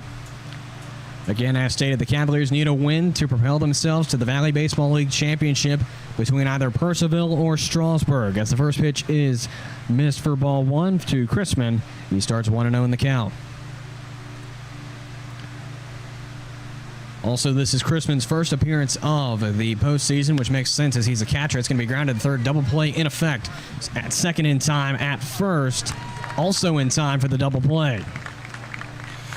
So unfortunately for the Cavaliers, pretty similar to how it happened in the first inning.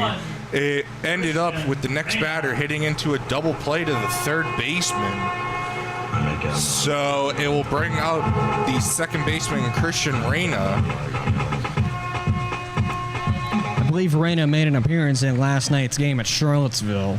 We'll get his stats in just a moment as he will shortly ground that one. It's going to be the pitcher to field. The flip to first going to be in time for the out as Reyna goes down on a ground out to the pitcher. And that will retire the third inning of work between the Tom Sox and the Cavaliers.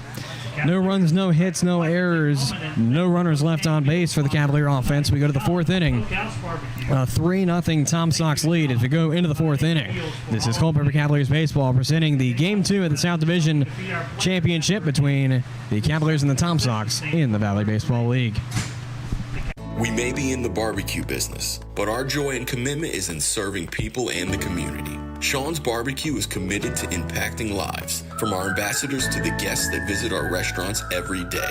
We would like for all of our ambassadors to invest time and energy in making the businesses thrive by creating a positive atmosphere, engaging with one another, and connecting with our guests. Sean's Smokehouse Barbecue. Real wood, real food, real good. Our location at Bragg's Corner Properties lends itself to a superior visibility at the Route 29 bypass interchange. Bragg's Corner is ready to help make your business transition into this ever-expanding commercial area. Enjoy the freedom to start, grow, or expand your business today. For questions or to open your lease, visit Bragg's Corner Properties online at braggscorner.com. That's BRAGGS corner.com. Bragg's Corner Properties, where business meets success.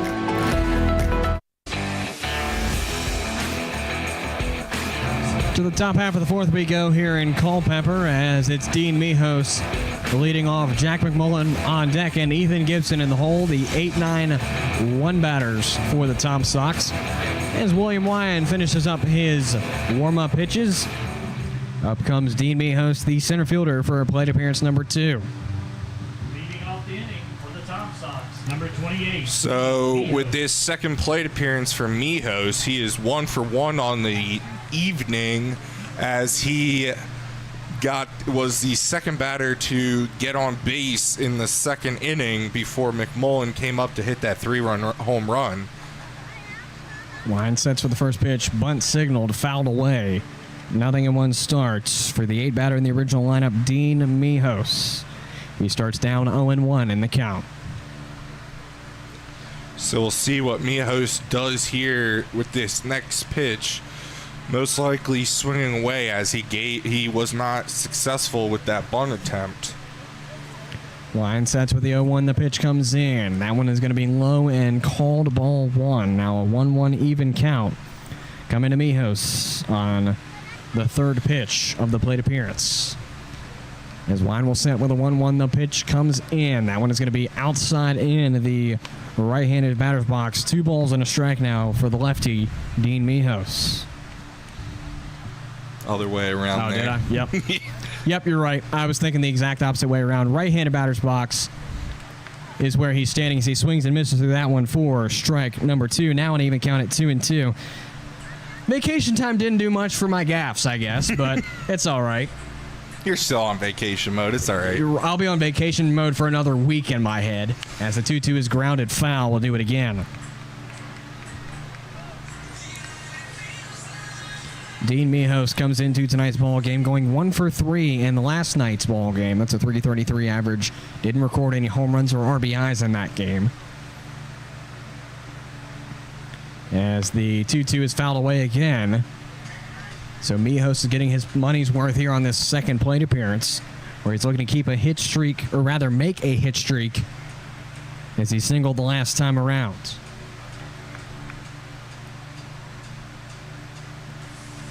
Line sets in, deals the 2-2. Grounded at the dish and fouled. We'll do it again. So the 2-2 part 4 coming up now for Dean Mijos. The leadoff batter for this 4th inning is sitting at a 2-2. And here comes the 2-2. That one's going to be blown away for ball 3, and a payoff will decide what happens to Mijos. So I believe this is the second payoff for Wyan as he delivers a pitch, and that is low for ball 4. So good at bat there by Mijos to be able to get a walk and bring up Jack McMullen, who hit that 3-run home run in the top of the 2nd inning. So McMullen's looking to extend the lead here and to create a hit streak. So we'll see what he's able to do here. As Wine receives his sign from the catcher, Chrisman, he sets with a man on and nobody down. The first pitch comes to Jack McMullen. It's going to be missed for ball 1. A 1-0 start for the Tom Sox catcher in plate appearance number 2. Again, looking to create a hit streak as he is the reason the Tom Sox have 3 runs on the board with that 3-run homer into right field in the 2nd inning. Wine sets with a 1-0 coming. The pitch comes in. That's going to be a grounder. Slow grounder fielded by Howard. He's going to bobble it. I'm going to rule that as single right now. We'll see just what's called. It will be ruled a single there because, yes, did Howard misplay that? Yes, he did. However, even if he fielded that was going to be a very, very difficult play at first base. So that will be ruled a single, and McMullen is able to create a hit streak as the lineup turns over to the top of the order and brings up Ethan Gibson for the 3rd appearance of the evening. So that first pitch is outside for ball 1. He did square around, so he is looking to move the runners up for the Tom Sox. Still no outs down in this top half of the 4th inning for the Cavalier defense. 2 runners on as Wine looks back to 2nd, and the pitch comes in 1-0. Bunt signaled. Nothing as the ball went low. A 2-0 count.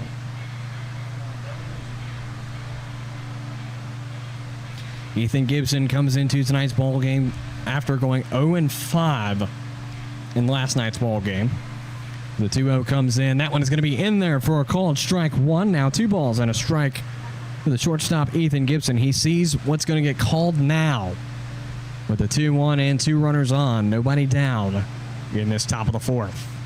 We'll see if he squares around a bunt here, as he did not signal a bunt. He does square around. It is bunted. The Cavaliers are going to say that the ball was, when he did bunt the ball, that it was hit, or he ran into it in fair territory, which would have meant that he's out. However, the umpire did call that it was in foul territory, so that'll bring the count now to 2-2.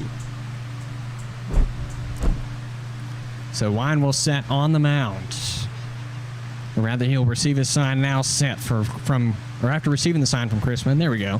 The 2-2 comes in. That one's going to be low and away on the outside for ball 3. Now payoff will decide what happens with Ethan Gibson.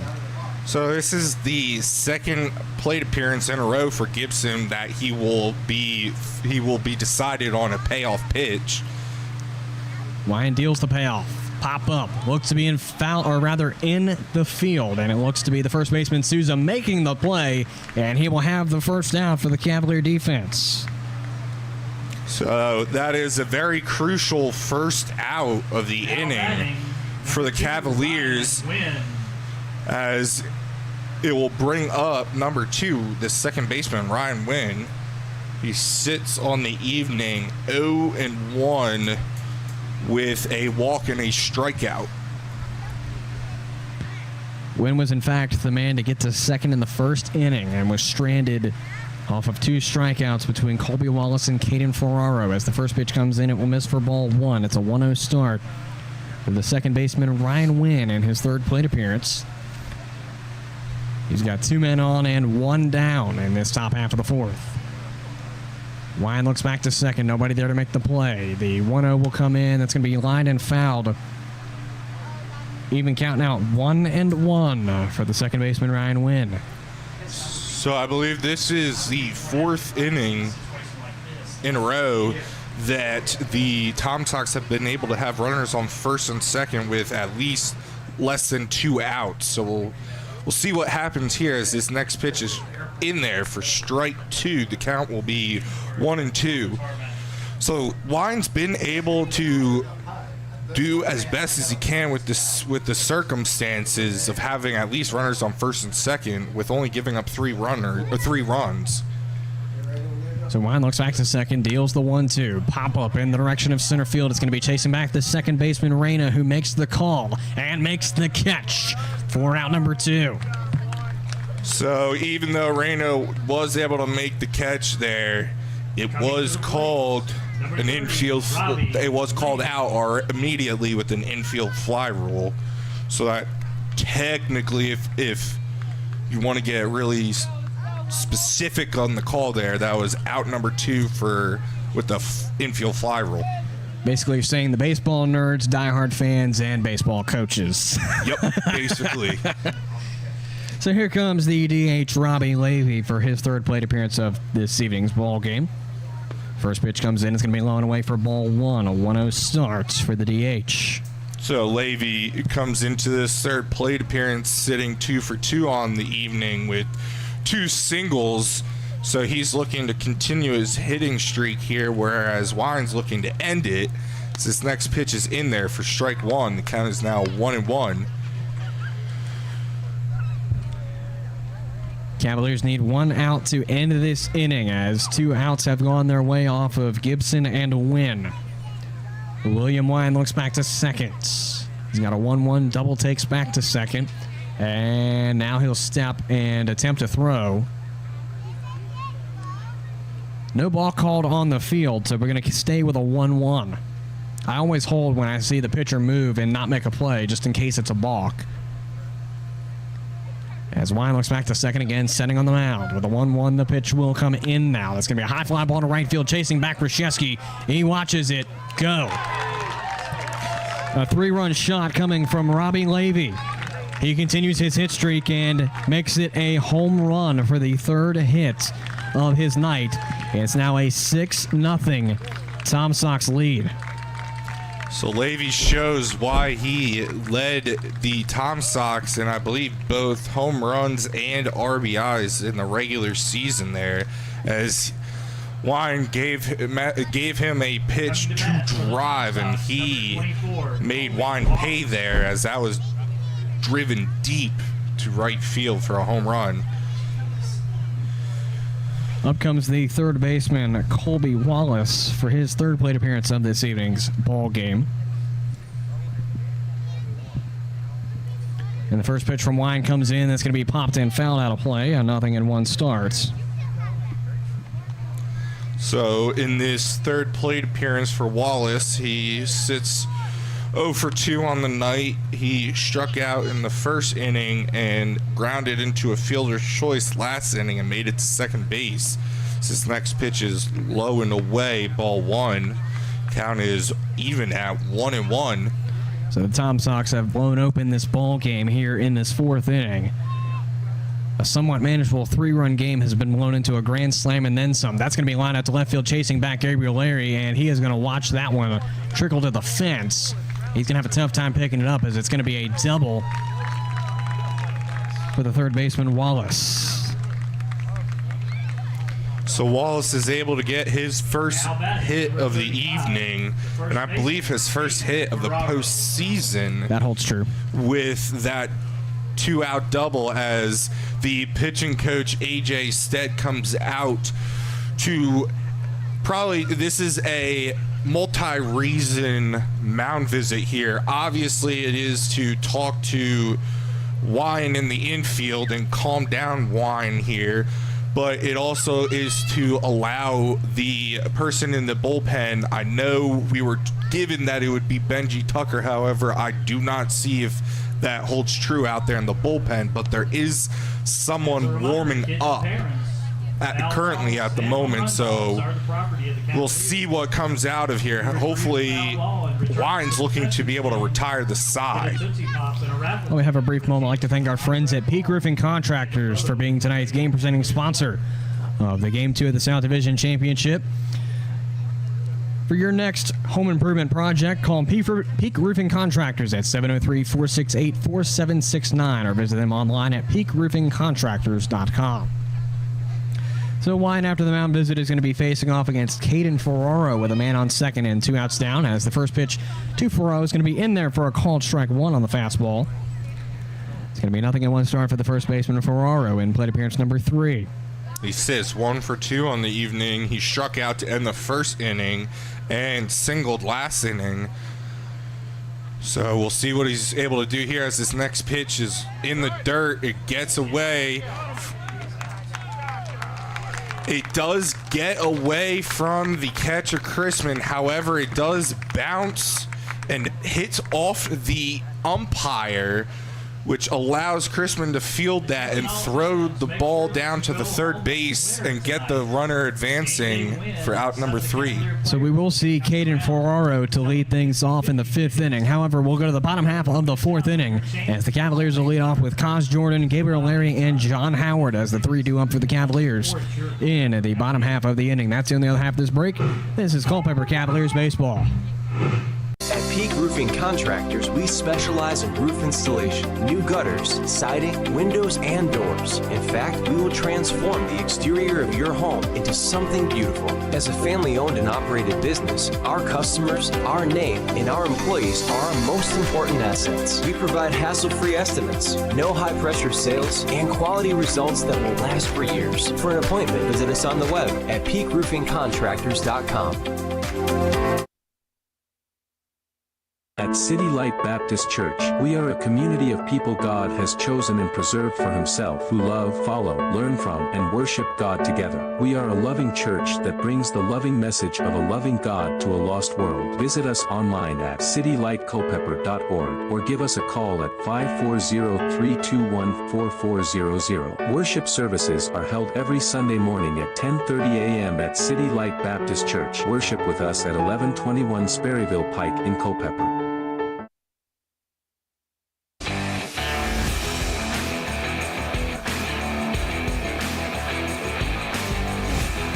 Bottom half of the 4th coming up here from Culpeper, as it's Cos Jordan, Gabriel Larry, and John Howard, the 3 do up for the Cavaliers in this bottom half of the 4th inning, where the Tom Sox have commanded since the 2nd inning.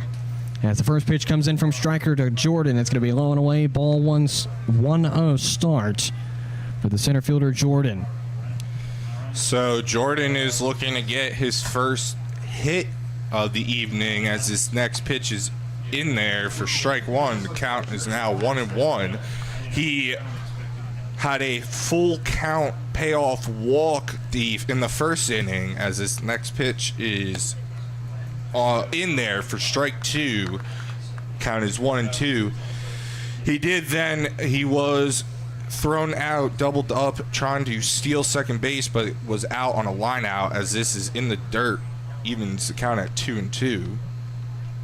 I'm going to go back to your earlier point about Kaz looking for a hit. It's the whole team, actually, that's looking for their first hit of the game. Yeah. You are correct. As their only action has been 2 walks that got people on base. That's going to be, looked at first to be a swing for a second, but Kaz held off, and that worked in his favor. A full count will decide what happens. Actually, second plate appearance in a row that he has had a full count. Yeah, that pitch, Kaz was close to swinging, as well as that being in the dirt. Well, that pitch, I shall say, is not as close, so that is an easy call for ball 4 there for his second walk of the afternoon. And that'll be a 90-foot walk of fame for Kaz Jordan, bringing up the left fielder into this 4th inning of action, where the Cavaliers need any and everything to go their way at this point forward. So in his first plate appearance, Kazuya Jordan tried stealing second base as this first pitch is swung on. That looked more of that was actually foul. That pitch was called a foul, as Larry looked to be more of a safety swing there, as that was pretty up and in. Larry did line out to the third baseman for a double play in the first inning. So we'll see what happens here. As the pitch comes in off the foul ball, 0-1 is going to be converted to 1-1. But on that first pitch, I thought that was an HBP, and I was actually pointing to first base thinking that Larry was going to go off the HBP, but took a second to realize, wait, that went off of the bats, as that's going to be called strike 2. Now, ball in 2 strikes for the left fielder, Larry. Yeah, I didn't notice that it was called a foul until I looked down at the first base umpire to see that call there. It was definitely close there. He did swing, so even if it hit him, that would have been called a strike. So that is dribbled to the third baseman, and his only plays at first, so he is able to throw Larry out at first base for out number 1, but that will allow the runner Kazuya Jordan to advance to second base, and also the first Cavaliers runner to be able to say they have touched second base in an inning. So we'll see what they are able to do here as Howard comes up to bat. Trying to get my scoreboard bases straight here, as they were going, I'm going to go here, nope, I'm going to go here, back here, nope, just kidding. And now apparently no runners are on base. Not sure what's going on. I'm hitting the right buttons and it's just not doing the right thing. So I do apologize for whatever dance party's going on the lower left of your screen. As John Howard, the third baseman, comes up for the Cavaliers, coming up for his second plate appearance of the game. First pitch comes in. That's going to be low and away for ball 1. It's a 1-0 start for the third baseman, John Howard. Howard was set down on a strikeout looking to end the first inning for the Cavaliers. So he's looking to get some action here as the pitch is in there. That is driven. Seems to just have missed it on the end of the bat, as that is caught by the center fielder, Mijos. Kaz does tag up. The throw just is not in time, as Kaz was able to slide in there by a hair. So that will bring up Bryce Demery with 2 outs and a runner on third base. He was set down in the second inning on a 6-3. So we'll see what he's able to do here. First pitch is in there for strike 1. The count is 0-1 for Bryce Demery. He's looking to show why he was hot for the last few home games and get the Cavaliers' first run, as this is swung on and fouled back away. Count will now be 0-2. So 0-2 now, as the scoreboard finally seems like it wants to work. As Bryce Demery's the man up with a man on third. The pitch comes in. That's going to be swung on and missed, and that'll get Demery swinging for a call to strike 3 on the swing, and that will retire the side as the Cavaliers strain a man on third. 4 innings of work completed here at CCHS in this Game 2 of the South Division Championship. It's a 6-0 Charlottesville Tom Sox lead, as we will have a new pitcher for the Cavalier, or rather, no, we will in fact have a new pitcher. I was looking at Schulman going to the field. We'll reveal the identity of the new pitcher on the other half of this break, as the Tom Sox lead off with Caden Ferraro. That's on the other half of this break. This is Culpeper Cavaliers Baseball.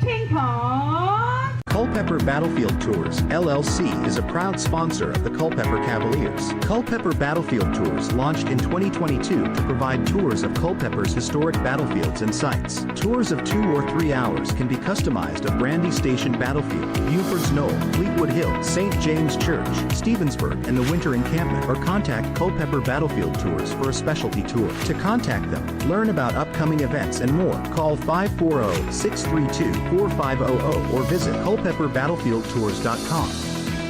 Located in Culpeper, Maloney & Ward Insurance Agency has been committed for over 30 years to providing the best insurance coverage, but also the best service. We try to make picking the right insurance policy easier and less daunting for you by going the extra mile, doing the extra work, and reassuring you that our team of experienced professional agents is here for you every step of the way. To get in touch with one of our dedicated team members, visit MaloneyandWard.com or call 540-825-9121. Maloney & Ward Insurance Agency. Coverage you need. Coverage you can trust. Coverage you can afford.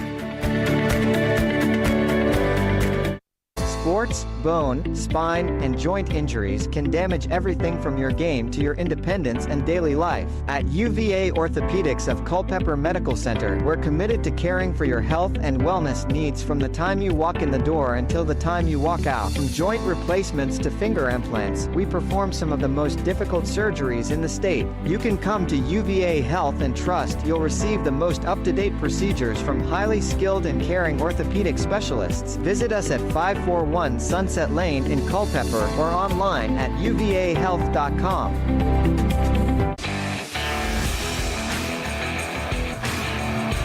So after 4 innings of work, William Lyon is retired, and in his place will be Milton, Georgia native, a 6'1", 205-pound right-handed pitcher, a junior out of Mercer University, number 50, Benji Tucker.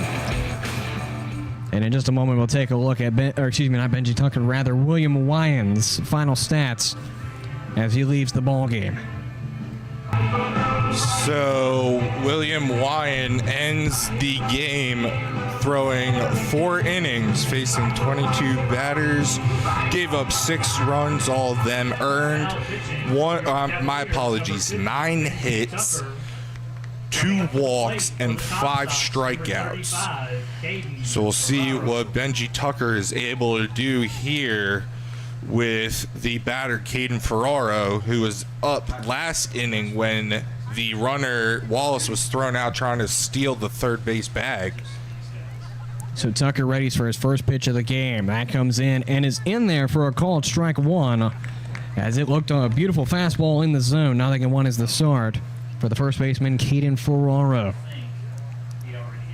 So Ferraro sits in the third plate appearance, 1 for 2 on the night with the strikeout and single, as this is hit off the in. He was jammed and thrown out at first base in time was Schulman to Souza for out number 1. So that'll be 1 quick out for Benji Tucker and bring up number 15, Cooper Blauser. So that certainly was a great play between Schulman and Souza, and looked like the defense was starting to get things in a little bit of a rhythm on that play. We'll see what happens with the rest of this inning, though, as Tucker sets for the new batter, the left fielder Cooper Blauser, for the start of his third plate appearance, as he'll find strike 1 to go through. 0-1 to start things off here for the left fielder Blauser in plate appearance number 3. He sits in his third plate appearance, 0 for 2 on the night, with a fly out to the second baseman Reyna and a strikeout looking. So his second pitch is outside, evens the count at 1-1 here in the top half of the 5th inning. This is Benji Tucker's first appearance in the postseason, as he has no recorded stats. As the 1-1 comes in, it's going to be a high fly foul ball on the third base line, and it's going to just leave the ballpark. So if that was fair, it did just go over the fence there in foul territory. However, the fence does curve in a little bit from the foul pole, so not sure if that would have made it over in fair territory or not, but at least either way, it went the Cavaliers' way as it landed foul. A ball and 2 strikes as Tucker deals a wild pitch on the outside. Now 2-2, even count between Tucker and Blauser. So Tucker was the starting pitcher for the Cavaliers back on Monday when they faced the Tom Sox for the regular season home finale. I believe he went 5 innings, only giving up 1 run. So he did pretty well against them last appearance, as that is hit over the jumping Schulman out to Larry and to the fence for a double. A 1-out double for Cooper Blauser. So that is his first hit of the evening, and I believe that is also his first hit of the postseason. So he's another Tom Sox batter that is able to get their first statistical action in the postseason. That in fact holds true. That double is the first hit of the postseason. Well, obviously the ball game as well for Cooper Blauser. He now stands on second with 1 out down. And up comes the right fielder, Nick Parham. Parham sits on the night 1 for 2 with a single and a fly out. So in his third plate appearance, he's looking to get on the hit column again, as this is out in the air, high in the air, holding up for Larry to settle under and make the catch for out number 2. Trying to see if Blauser will tag on there from second base. After he doesn't. Next up to the plate for the Tom Sox. So that was a quick 1 pitch, 2 outs on the board now. I'll bring up the center fielder, Dean Mijos. So Mijos comes up, and not only has he gotten on each time he's come up, but he's also been a part of a run each time as well. Yep, that is correct. He has scored both times on the 3-run home runs that have been hit. So we'll see what happens here as that first pitch is low and in for ball 1. He is 1 for 1 on the evening with a single and a walk. So he's looking to continue this on-base streak. Tucker receives a sign from Chrisman in the meantime. A 1-0 coming to Dean Mijos, the center fielder. Tucker looks back to second. Nobody there to make the play. Here comes the 1-0. Grounder foul. Even 1-1 between Tucker and Mijos. Mijos was 1 for 3 in last night's ball game. He now sits 1 for 1. Off the first plate appearance, single. Based off of my notes, off of the first pitch. In the first inning, that would have second been, inning, yep. In his first plate appearance. No, that was actually off the 4th pitch of the at-bat, as that pings him. And will be a hit by pitch, and he will head down to first base. I believe, as we were talking about there, he had a 1-2 count on him in the first plate appearance. Parham had a 1-0 count on him. So we'll see what happens here. Yeah, that's who I was looking at. I was looking at Parham, and I just didn't write down the 1-0, but all's well that ends well. So, not sure here what this mound visit is about, as the batter, Jack McMullen, comes up to bat. He sits on the night 2 for 2, as well as Mijos. He has been a part of he has scored on both of the 3-run home runs. He hit the 3-run home run in the second inning and scored off of Robbie Levy's 3-run home run. So we'll see what happens here in his third plate appearance.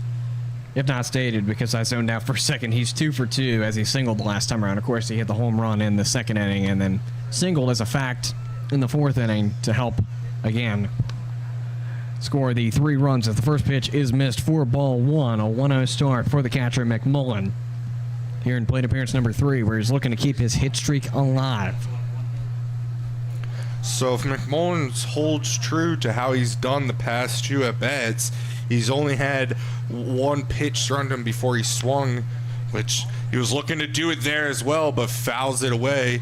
As I was saying, in this first plate appearance, that home run was hit off of, he hit that home run on the first pitch and then hit his single on the second pitch of the at-bat. And he was looking to do that again here on the third batting appearance. Tucker sets on the mound, looks back to second. Double takes with a 1-1. The pitch comes in. It's going to be fouled away. Now ball and 2 strikes between Tucker and the catcher, McMullen. So Tucker and the Cavaliers here looking to set down McMullen for the first time and also set down the Tom Sox here in the top half of the 5th inning. Tucker gets the sign, looks back, second base, no one's there. 1-2 count as Tucker looks back again and will deal the pitch. A grounder down the third base line is going to be fielded by Howard. The flip to first is going to be in time for the outs. So a 5-3 play ends the inning for the Cavalier defense as they allow 2 to get on. No run score as a 5-3 play ends the inning. And we will reround the lineup going into the 6th inning of work for the Tom Sox. In the meantime, the Cavaliers will lead off with Jackson Reshevsky, batter number 5 in the original order. It's Reshevsky, Souza, and Schulman coming up on the other half of this break. This is Culpeper Cavaliers Baseball presenting you with Game 2 of the South Division Championship of the Valley Baseball League. This is Culpeper Cavaliers Baseball. Founded in 1972, Jefferson Home Builders has built over 2,500 homes, everything from cozy additions to showplaces. We center our work on quality, affordability, and reliability. Choose Jefferson Home Builders for your next project by visiting them online at jeffersonhomebuilders.com or by calling 540-812-9080. Jefferson Home Builders, build with certainty. Culpeper Battlefield Tours, LLC is a proud sponsor of the Culpeper Cavaliers. Culpeper Battlefield Tours launched in 2022 to provide tours of Culpeper's historic battlefields and sites. Tours of 2 or 3 hours can be customized of Brandy Station Battlefield, Buford's Knoll, Fleetwood Hill, St. James Church, Stevensburg, and the Winter Encampment, or contact Culpeper Battlefield Tours for a specialty tour. To contact them, learn about upcoming events and more, call 540-632-4500 or visit culpeperbattlefieldtours.com.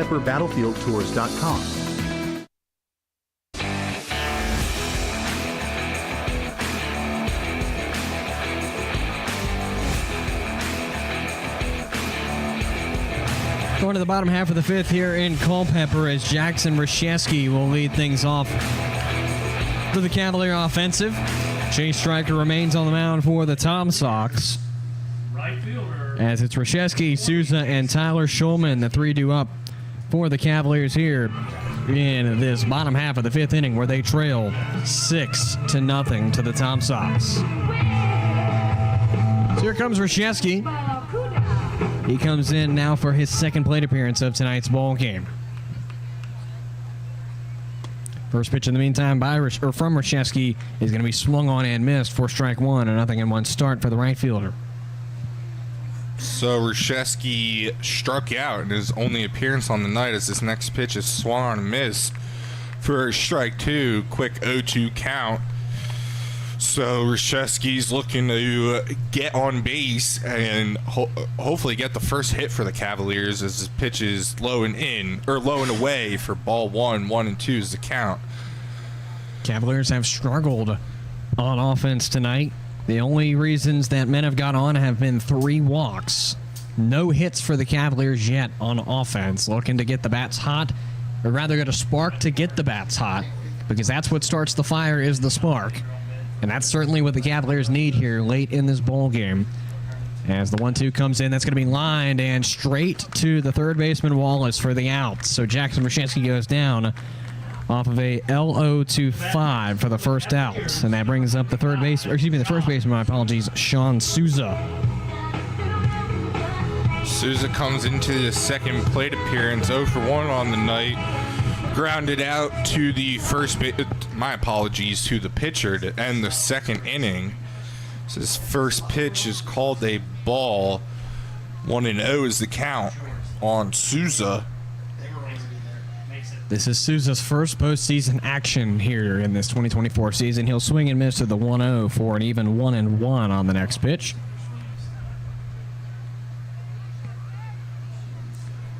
Again, Cavaliers need something to spark to get the bats warm, at least, as Souza will swing and miss through the 1-1 for a 1-2 count now. So again, a quick 2 strikes on the Cavaliers batter here. Striker looking to set down the second batter of the inning, as that is swung on and missed for out number 2, and strikeout coming to the plate. Number, I believe that will be 1, 2, 4 on the evening for Striker. So that will bring up the shortstop, Tyler Schulman. He walked in his first plate appearance, so the only other Cavalier batter to get on base besides Jordan, as that first pitch is called a ball. 1-0 is the count. It was indeed a nice fastball across the dish, but just didn't have the height from Striker. As it's a 1-0 coming to Tyler Schulman, the shortstop, who is 1 for 6 in the postseason. That's a 166 average, as he will swing and miss through the 1-0 for 1-1.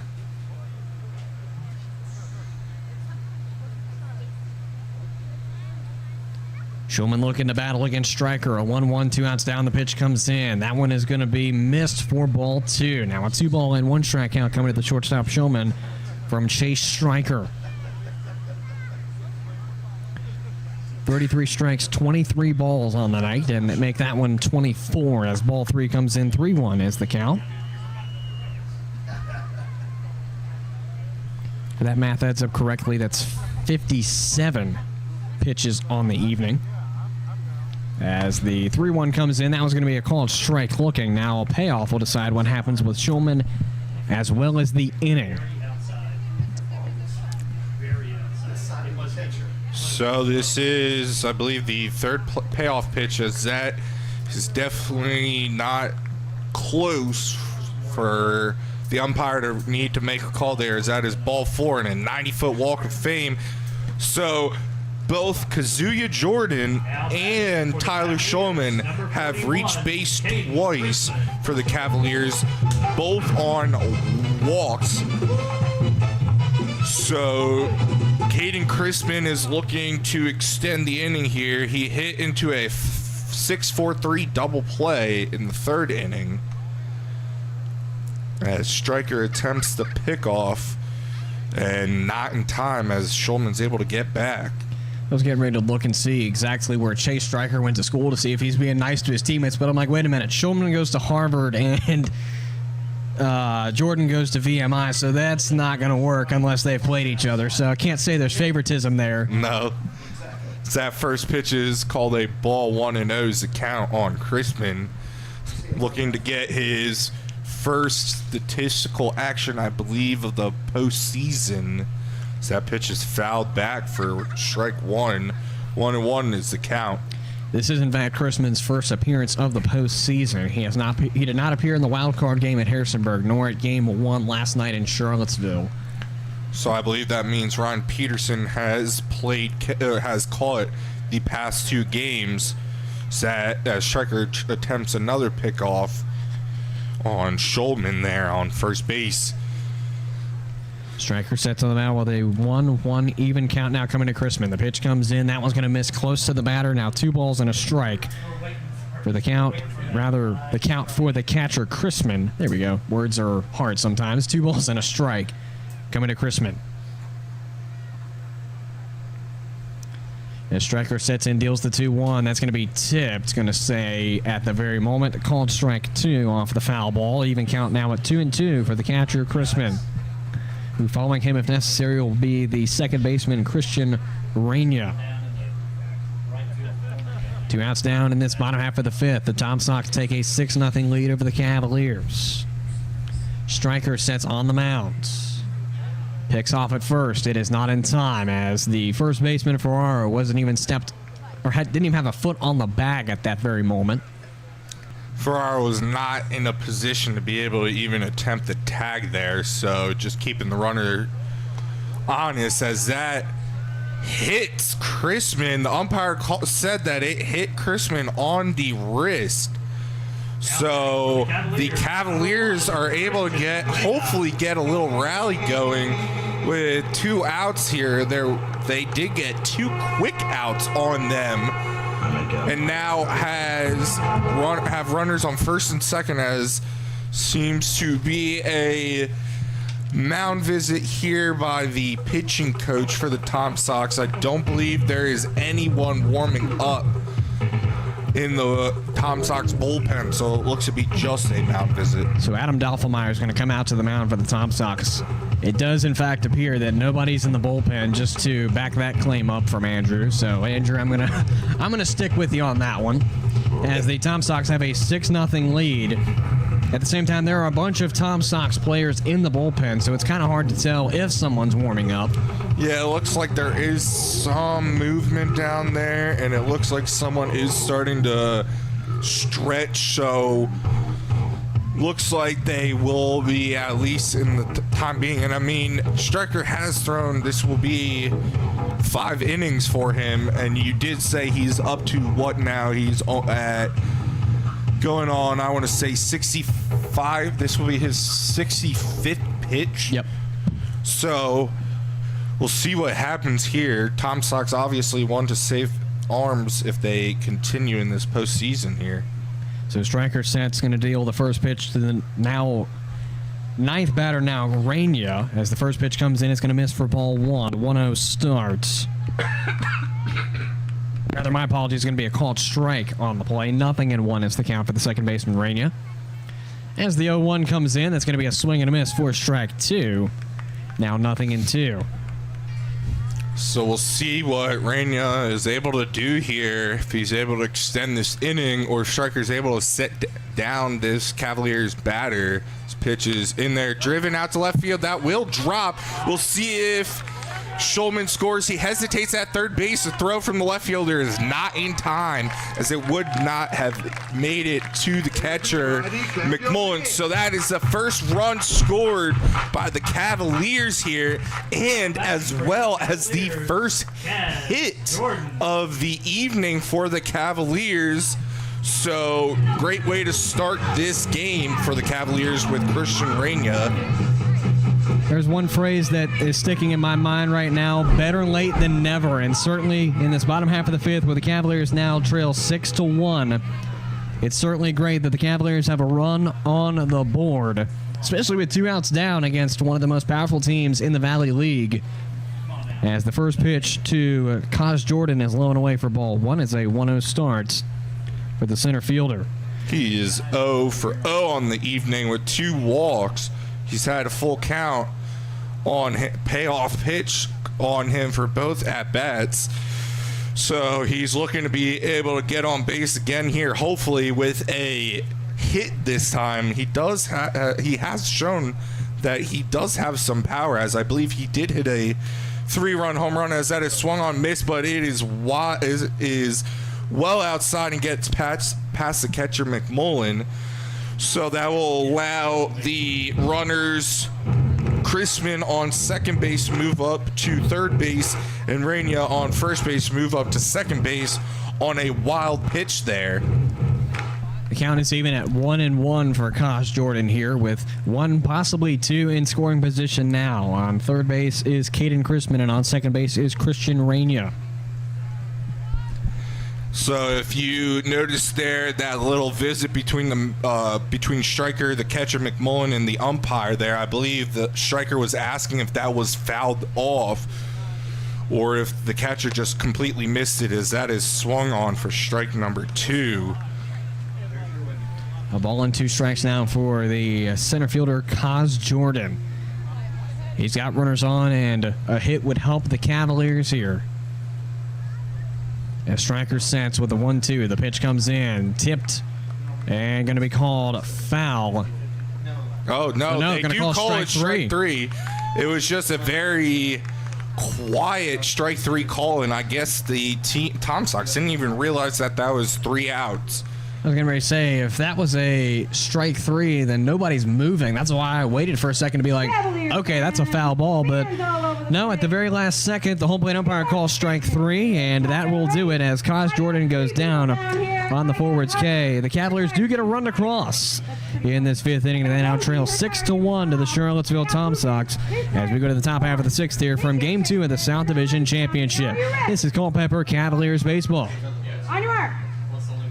Located in Culpeper, Maloney and Ward Insurance Agency has been committed for over 30 years to providing the best insurance coverage, but also the best service. We try to make picking the right insurance policy easier and less daunting for you by going the extra mile, doing the extra work, and reassuring you that our team of experienced professional agents is here for you every step of the way. To get in touch with one of our dedicated team members, visit MaloneyandWard.com or call 540-825-9121. Maloney and Ward Insurance Agency. Coverage you need. Coverage you can trust. Coverage you can afford. Introducing the new Sean Smokehouse Barbecue app. Ordering your favorite mouth-watering smoked meats and homemade sides has never been easier. Satisfy your cravings and earn rewards with every bite. With the help of our loyalty program, catering for your next event is a breeze. Download the new Sean Smokehouse Barbecue app and order today. Available on the App Store and Google Play. The Battlefield Area Fellowship of Christian Athletes serves over 4,000 coaches and 21,000 athletes. The Fellowship of Christian Athletes serves local youth by building relationships that will demonstrate steadfast commitment to Jesus Christ and His Word through integrity, serving, teamwork, and excellence. For more information on their work in the local area, to view upcoming events, or to even join their team, visit battlefieldfca.org.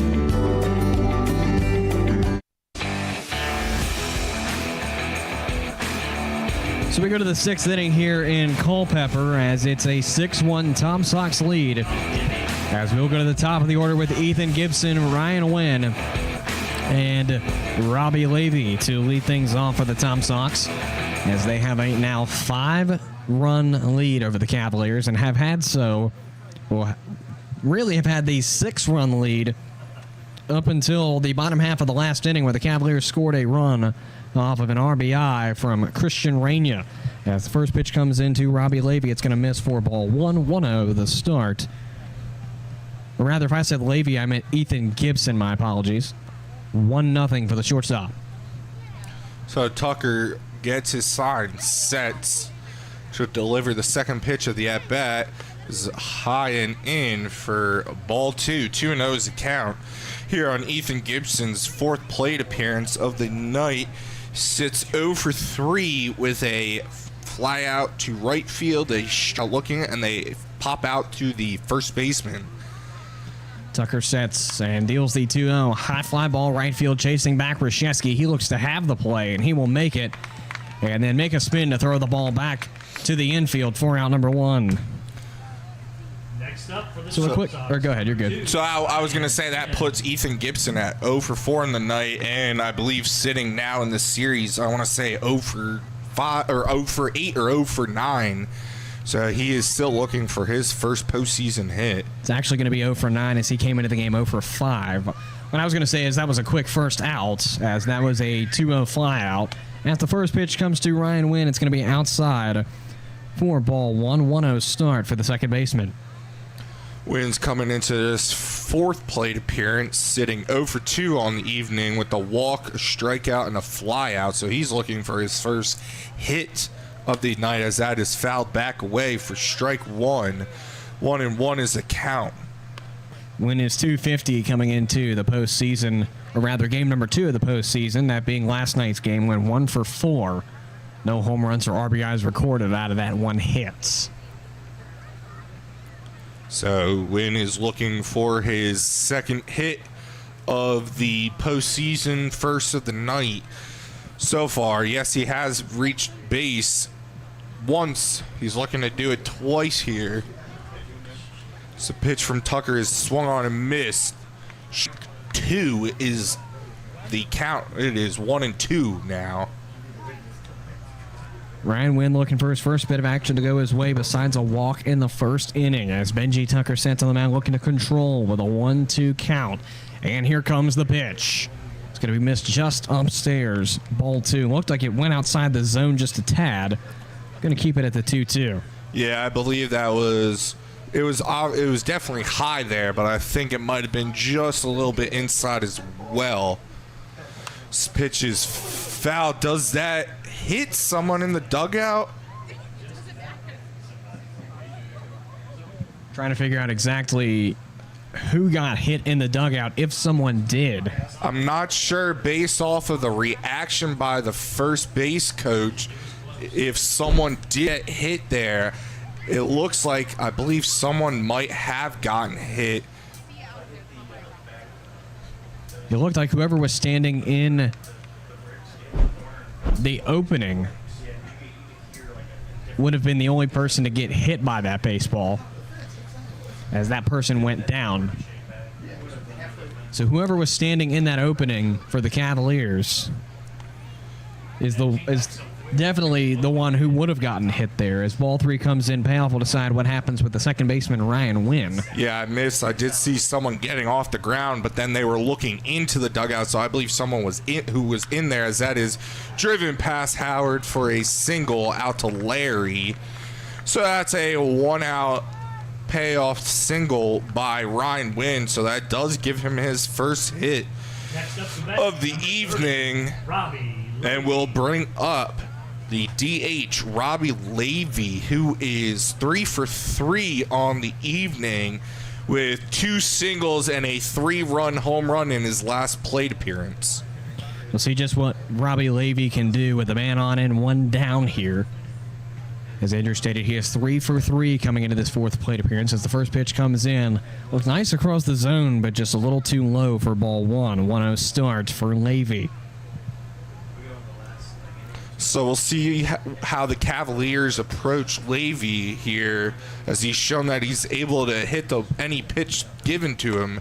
So this next pitch is well outside for ball 2. 2-0 is the count here. Tom Sox have Ryan Wynn on first base following the single in the left field that blooped over John Howard.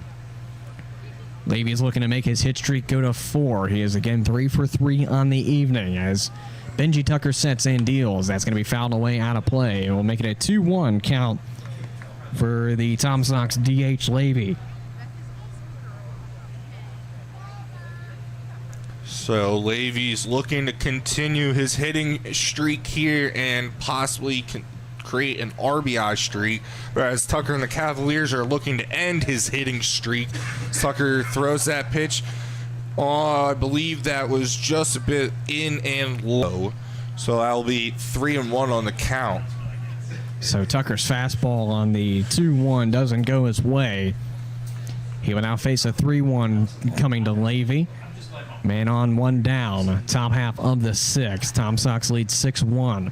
Pitch comes in. A high fly ball in the direction of center field. It's going to be chasing over Cos Jordan to his left. He looks to have the play, but he will lose it. I want to say he lost that baseball in the lights, and as of right now, going to state an error, or rather going to be called a double on the field. So with how that, yes, that should have been a fly ball that was caught, but Kaz was not able to see that ball at all. He lost it with, I would say, more in the sky, not in the lights as much as you would think there. So that does allow runners to be on second and third with 1 out. So out comes the third baseman, Colby Wallace, for his 4th plate appearance of tonight's ball game, as Tucker sits on the mound with a man on second and third. With the Tom Sox, the pitch comes in, and it's going to be a blooper, and it's going to score a run. Coming in is going to be Ryan Wynn, and it's now back to a 6-run Tom Sox lead. They lead 7-1. So Wallace will create a hit streak there, as he did hit a double in the 4th inning. So with that single and an RBI, he has 2 hits in a row now. So Brandon Mack will be coming out.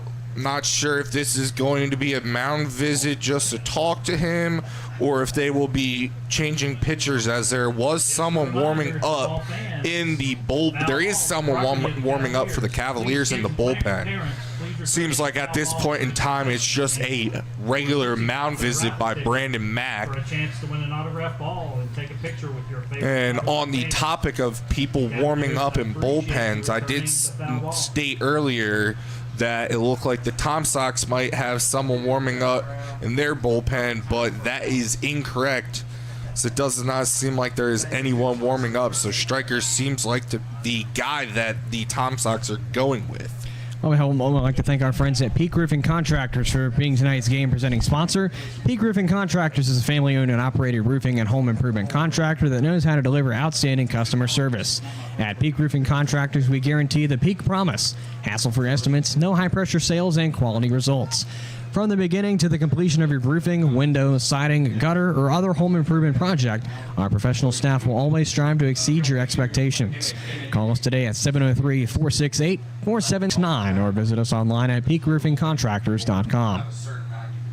So Benji Tucker is still on through the mound visit as the pitch comes in. That one is going to just miss on the inside edge for ball one. A 1-0 start to Colby Wallace for his fourth plate appearance. He comes up 1 for 3 as he struck out his first go around, got on via fielder's choice, and then doubled in the fourth. Tucker deals. High fly ball left field, chasing back Gabriel Larry, and he will make the catch, but the run is going to tag from third, and that's another run on the board for the Tom Sox as it's Robbie Levy rounding and scoring, and it's an 8-1 Tom Sox lead. Up next, the bat for the Tom Sox, number 15, Cooper Blauser. So that will put Ferraro on the evening. That'll keep him at 1 for 3 with 4 plate appearances so far. I'll bring up Cooper Blauser. He doubled in his last plate appearance last inning, which will put him at 1 for 3 on the night, as that first pitch is well high and in for ball one. The count is 1-0 on the left fielder Blauser. I just realized I did not write down what happened with Colby Wallace. So he did in fact get on, but just never wrote down how he got on, as that's going to be fouled back. Going to stay in the ballpark, even count of 1-1 for Cooper Blauser, as it was Caden Ferraro to fly out. If I said that was Wallace, I do apologize. I had the wrong guy. So Blauser's looking to create a hit streak of his own here, as he did hit that double last inning. Tucker sets, delivers a pitch that is low, was across the plate. However, that was well low for ball 2. 2-1 is the count on Blauser. So Tucker and the Cavaliers are looking to retire the Tom Sox here. So this next pitch is driven out to Jordan. He is able to see this ball, the fly ball this time, and make the catch for out number 3 of the top half of the 6th inning, but that is before the Tom Sox are able to score another 2 runs to bring the score now 8-1 through 5.5 innings. So we'll see what the Cavaliers are able to do here in the bottom half of the 6th inning when we return here after the break. Thank you so much. So it's going to be Gabriel Larry, John Howard, and Bryce Demery to lead things off for the Cavaliers in this bottom half of the 6th. 8-1 ball game here in Culpeper. Game 2 of the South Division Championship here in the Valley Baseball League. Coming up on the other half of this break is the bottom half of the 6th. This is Culpeper Cavaliers Baseball. The Battlefield Area Fellowship of Christian Athletes serves over 4,000 coaches and 21,000 athletes. The Fellowship of Christian Athletes serves local youth by building relationships that will demonstrate steadfast commitment to Jesus Christ and His Word through integrity, serving, teamwork, and excellence. For more information on their work in the local area, to view upcoming events, or to even join their team, visit battlefieldfca.org.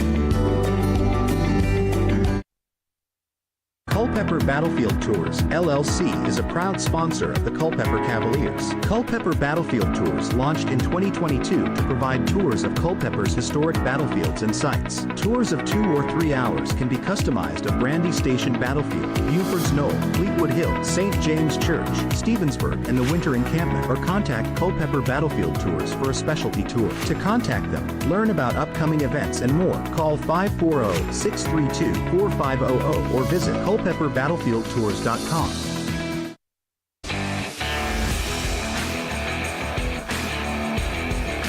Going to the bottom half of the 6th here as the Cavaliers lead off with batter number 2 in the original order, Gabriel Larry, who is looking for his first better action to go his way, coming into this 3rd plate appearance of work in this Game 2 of the South Division Championship. As it appears that Chase Stryker is still the man on the mound for the Tom Sox coming into this 6th inning of work. As he readies on the mound and sets, and the first pitch of the inning comes in. That one is a pretty one, and that in fact holds true for strike 1. Another 1 start for the left fielder, Gabriel Larry, in plate appearance number 3. So Larry comes into his 3rd plate appearance, sitting 0 for 2, hitting both of the at-bat, as that is a inside for ball 1. As I was saying, both of his at-bats, he's hit the ball to the 3rd baseman, Wallace, to be retired both times. Wallace has thrown the ball to first base, as that is low and away for ball 2. He did get doubled up. He hit into a double play in the 1st inning and then hit into a 5-3 ground out in the 4th inning. So McMullins will go out there to talk to Stryker, more than likely just to get on the same page of probably what pitches want to be called there.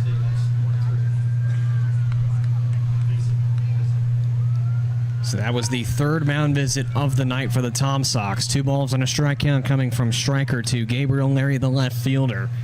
As Stryker sets and the pitch comes in, it's going to be low and away for ball 3. 3 balls and 1 strike now. Coming for Gabriel Larry, again looking for his first bit of action to go his way as he's 0 for 2. Stryker receives his sign from the catcher, Jack McMullen. And timeout is called at the dish. Going to assume it was called by Larry. Wait, no. Oh, it's 3-1. The count's 3-1. I think they're talking about that. So, assuming that the home plate umpire is going to have a convention about the count, maybe? Not exactly sure what's going on. I know Larry did call a timeout there. He was the one to call the timeout. I don't know if that... Not sure if that...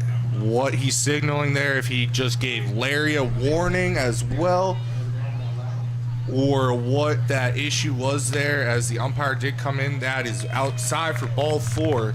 So we'll still be confused about what transpired there to cause the umpire from first to come in to talk with the home plate umpire. But that will bring up John Howard, the 3rd baseman, who is sitting 0 for 2 on the evening with a strikeout looking and a flyout. So Howard has a man on with nobody down, as Larry was the leadoff batter for the inning. The first pitch to Howard is going to miss for ball 1. A 1-0 start for the 3rd baseman in his 3rd coming up plate appearance. Stryker looks back to first for the pickoff. It is not in time, as it looks like it's just bobbled by Ferraro, but kept in his possession to avoid extra bases by Larry. So 1-0 remains for John Howard here. Cavaliers trail 8-1 in this bottom half of the 6th. The pitch comes in 1-0. Not exactly sure what happened, as it was called strike on the tip. It's going to call either strikeout swinging, but then Howard, or rather the home plate umpire, gave us the signal.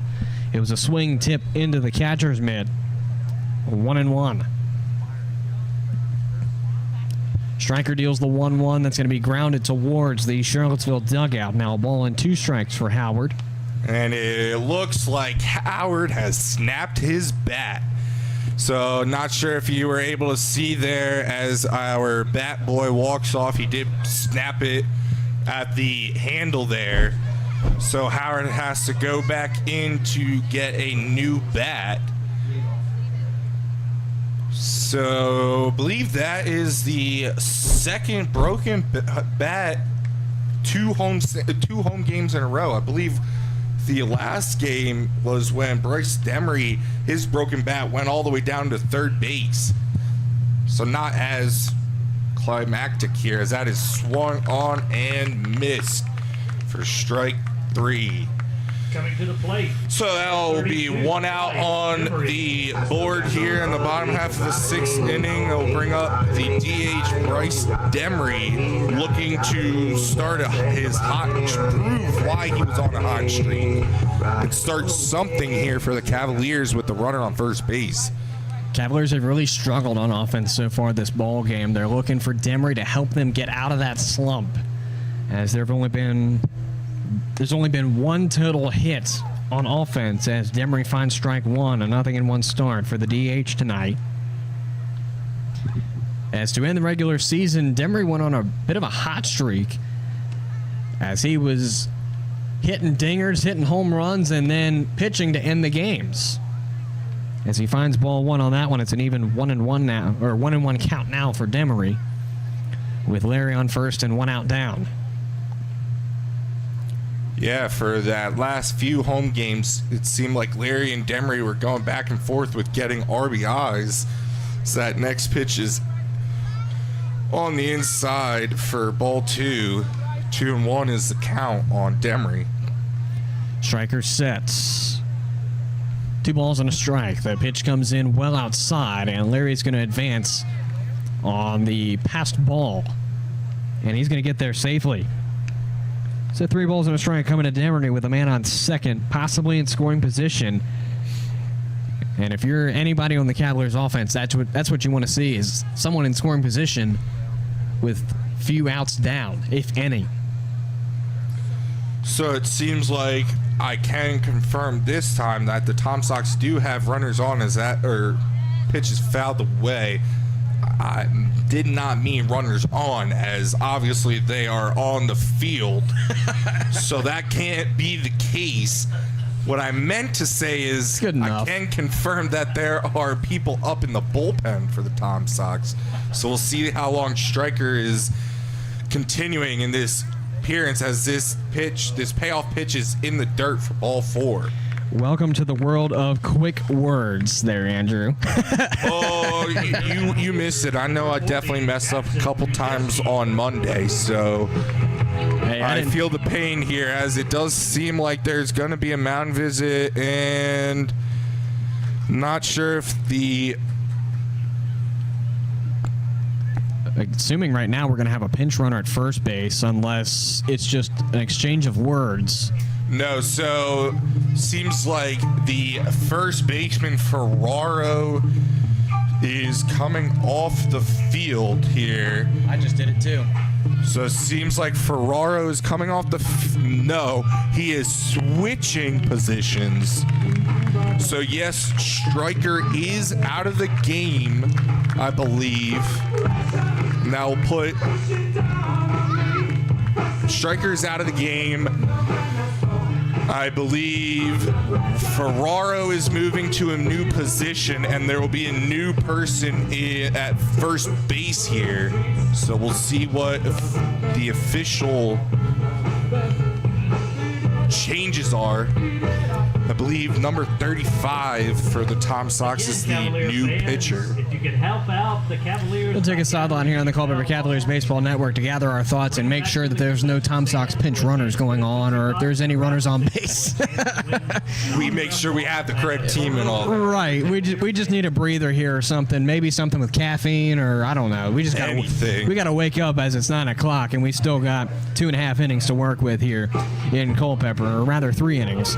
See, I can't even do math right now. We take a sideline here on the Culpeper Cavaliers Baseball Network before we make ourselves look any more stupid. This is Culpeper Cavaliers Baseball. Culpeper Battlefield Tours, LLC is a proud sponsor of the Culpeper Cavaliers. Culpeper Battlefield Tours launched in 2022 to provide tours of Culpeper's historic battlefields and sites. Tours of 2 or 3 hours can be customized of Brandy Station Battlefield, Buford's Knoll, Fleetwood Hill, St. James Church, Stevensburg, and the Winter Encampment, or contact Culpeper Battlefield Tours for a specialty tour. To contact them, learn about upcoming events and more, call 540-632-4500 or visit culpepperbattlefieldtours.com. Our location at Bragg's Corner Properties lends itself to a superior visibility at the Route 29 bypass interchange. Bragg's Corner is ready to help make your business transition into this ever-expanding commercial area.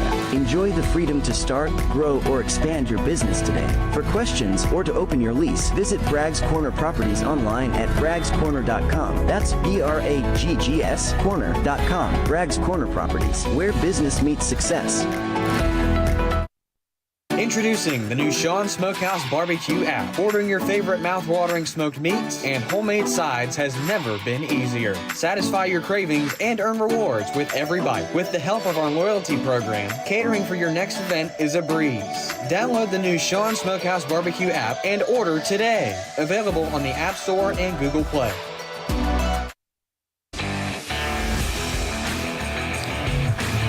It's going to be Chase Stryker retired after starting tonight's ball game, and in his place, switching from first, is going to be Caden Ferraro. Coming to first base will be the DH, Robbie Levy, as the first pitch from Ferraro is going to miss to Jackson Reshevsky. So I forgot to clear the count from the previous batter. So Stryker will end his game with 5 in the third innings, 22 batters faced, 1 run earned, 1 hit, 6 walks, and 6 strikeouts, as well as 1 hit batter, as this second pitch is outside for ball 2. 2-0 is the count now on Reshevsky. Sitting in this third plate appearance 0 for 2 on the night with a strikeout and a line out. This next pitch is fouled away. 2-1 is the count. Ferraro steps up to the mound for his first action at the 1 spot in this postseason. So nothing to report on him so far. Cavaliers have Gabriel Laird at second, following the walk and then the pass ball that got him there. Jackson Reshevsky at the dish. 2 balls and a strike as Ferraro receives his sign from the catcher, McMullen. He will set on the mound now. Coming to Reshevsky with a 2-1. Looks back to second. Nobody there to make the play. The pitch comes in. Foul ball on away. Now an even 2-2 for Reshevsky. So not sure if you all were able to see it there on the screen. With Larry out there at second base, he was dancing down the base path towards third base and was about halfway in between second and third when that was fouled away. So we'll see what happens here with this next pitch. As Ferraro looks in to get the sign, sets, looks back at Larry, delivers the pitch, and that is just a bit high, I want to say. That was definitely in the strike zone over the plate, but I believe that was high as a call, so it'll be a full count. I do agree with that call made by Andrew, not necessarily the home plate umpire, because I feel like that could have been one of those either way calls. As the payoff comes in, it's going to be inside, and Reshevsky takes the 90-foot walk of fame, and there's going to be runners on each bag for the Cavaliers now. As it's going to be Gabriel Larry to third, Bryce Demery to second, Jackson Reshevsky to first. All the Cavaliers need is a hit. So that'll bring 55, the first baseman, Sean Souza, looking for his first hit of the evening as this first pitch is swung on a miss for strike 1. 0-1 is the count. He comes into this third plate appearance sitting 0 for 2 with a ground out to the pitcher and a strikeout. So we'll see what he's able to do here with this next pitch, as that is called strike 2 on the outside corner. So the count is 0-2. Cavaliers have each base occupied here at CCHS with only 1 out down. Cavaliers have a little bit of wiggle room to score an extra run. As that's going to be a swing and a miss to take Souza down, and there are now 2 outs down in this bottom half of the 6th inning with runners on. Tyler Schulman. Brings up the shortstop, Tyler Schulman, for the Cavaliers for his 3rd plate appearance. And again, bases are loaded here at CCHS for the Cavalier offense, looking to make a spark happen with Schulman. First pitch is swung and missed for strike 1. Nothing in 1 to start things off here for the shortstop Schulman, and plate appearance number 3 of the night. So Schulman comes into this 3rd plate appearance 0 for 0 on the evening with 2 walks. He and Kazuya Jordan were the first 2 Cavaliers batters to be able to get on base twice, as this next pitch is on the outside corner for strike 2. Ferraro sets with an 0-2 count, 2 outs down. Loaded bases for the Cavalier offense. Umpire signals. Not exactly sure what the 1-1 on the each side means. That's strike 3, and that retires the side as it gets Schulman looking. That's a backwards K to retire the 6th inning. And as the Cavaliers get runners on, they will not allow them to score. So we go through this 6th inning. It's an 8-1 Tom Sox lead as we go to the 7th inning with Nick Parham, Dean Mijos, and Jack McMullen, the 7, 8, and 9 batters for the Tom Sox, due up on the other half of this break. This is Culpeper Cavaliers Baseball presenting Game 2 of the South Division Championship. An 8-1 Tom Sox lead takes us to the 7th. This is Culpeper Cavaliers Baseball. The Battlefield Area Fellowship of Christian Athletes serves over 4,000 coaches and 21,000 athletes. The Fellowship of Christian Athletes serves local youth by building relationships that will demonstrate steadfast commitment to Jesus Christ and His Word through integrity, serving, teamwork, and excellence. For more information on their work in the local area, to view upcoming events, or to even join their team, visit battlefieldfca.org.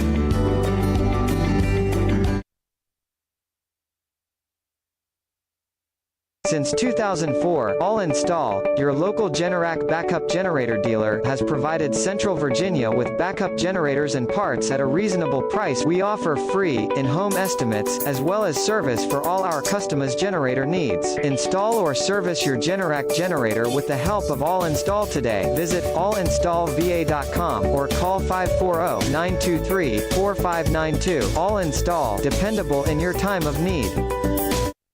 At City Light Baptist Church, we are a community of people God has chosen and preserved for Himself who love, follow, learn from, and worship God together. We are a loving church that brings the loving message of a loving God to a lost world. Visit us online at citylightculpeper.org or give us a call at 540-321-4400. Worship services are held every Sunday morning at 10:30 a.m. at City Light Baptist Church. Worship with us at 1121 Sperryville Pike in Culpeper.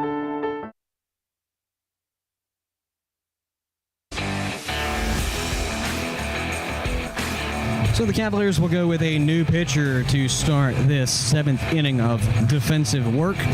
Replacing Benji Tucker is Newman, Georgia native, 6'3", 200-pound left-handed pitcher, a freshman out of Columbus State University, number 81, Dominic Ottone. Ottone will face off against Parham, Mijos, and McMullen to lead things off for this 7th inning of defensive work for the, or rather offensive work for the Tom Sox, but defensive work for the Cavaliers.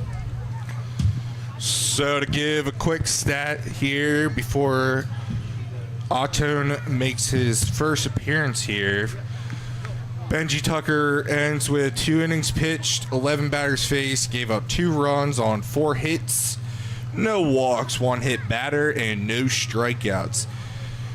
This first pitch from Ottone is low and away for ball 1, 1-0 is the count. Also, a quick side note about the new pitcher, Ottone. We would like to welcome Ottone to the team. Hopefully we are saying his last name correctly, so that is on the outside corner for strike 1, 1-1 is the count.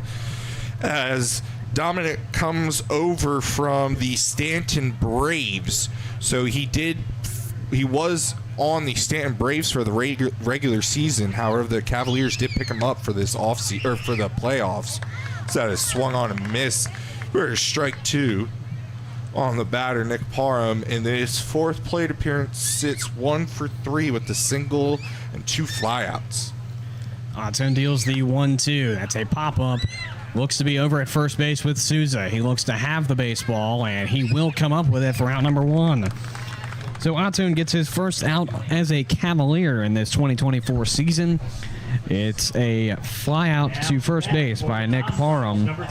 As 1 out is on the board, that brings up the center fielder Dean Mijos for his 4th plate appearance of tonight's ball game. Huh? Ours? Yeah.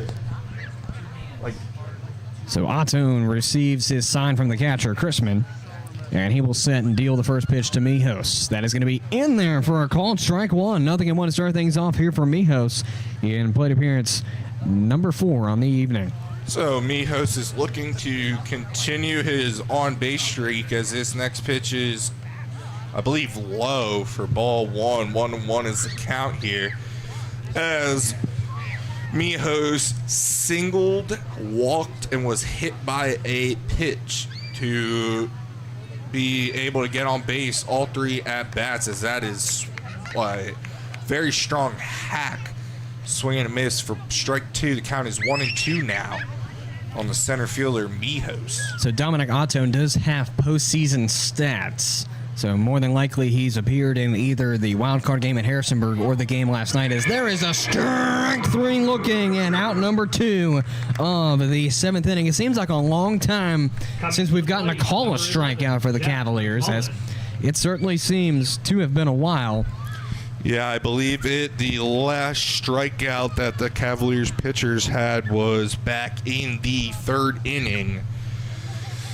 As well as that being, I want to say, possibly I want to say that's the 7th on the night, as that first pitch now to McMullen is called a ball. 1-0 is the count. I do believe Wine was able to collect quite a few, but Benji Tucker was not able to, as that is skied high out to center field. Jordan settles under and retires aside. I believe for the first time, the Cavaliers are able to retire the side in a 1-2-3 order. That in fact holds true, because every other inning they've allowed 2 runners on, and either that being scored or just straining them, just being on. First and second. So that is the first 1-2-3 defensive inning for the Cavaliers, as they retire the 7, 8, and 9 batters. Rerounding the lineup in the 8th, the Cavaliers in the meantime will go to 8, 9, and 1. Crispin, Reyna, and Jordan. That's on the other half of this break. This is Culpeper Cavaliers baseball.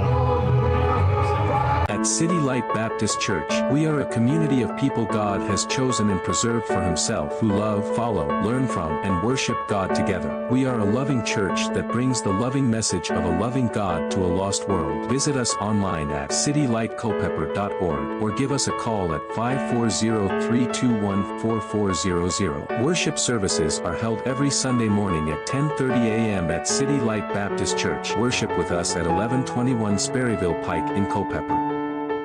Since 2004, All Install, your local Generac backup generator dealer, has provided Central Virginia with backup generators and parts at a reasonable price. We offer free, in-home estimates, as well as service for all our customers' generator needs. Install or service your Generac generator with the help of All Install today. Visit allinstallva.com or call 540-923-4592. All Install, dependable in your time of need.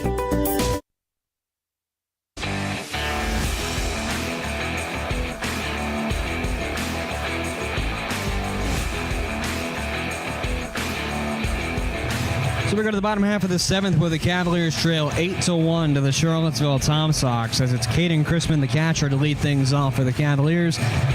Followed on deck by Christian Rania, and in the hole is Kaz Jordan. Cavaliers did record their first 1-2-3 defensive inning in the last frame of work, as, again, that is the first inning where the Cavaliers did not allow at least 2 on, as that seems to have been the trend all night. So certainly, hopefully that will be a turning point for the Cavaliers offense as well, as it's going to be ball 2-0.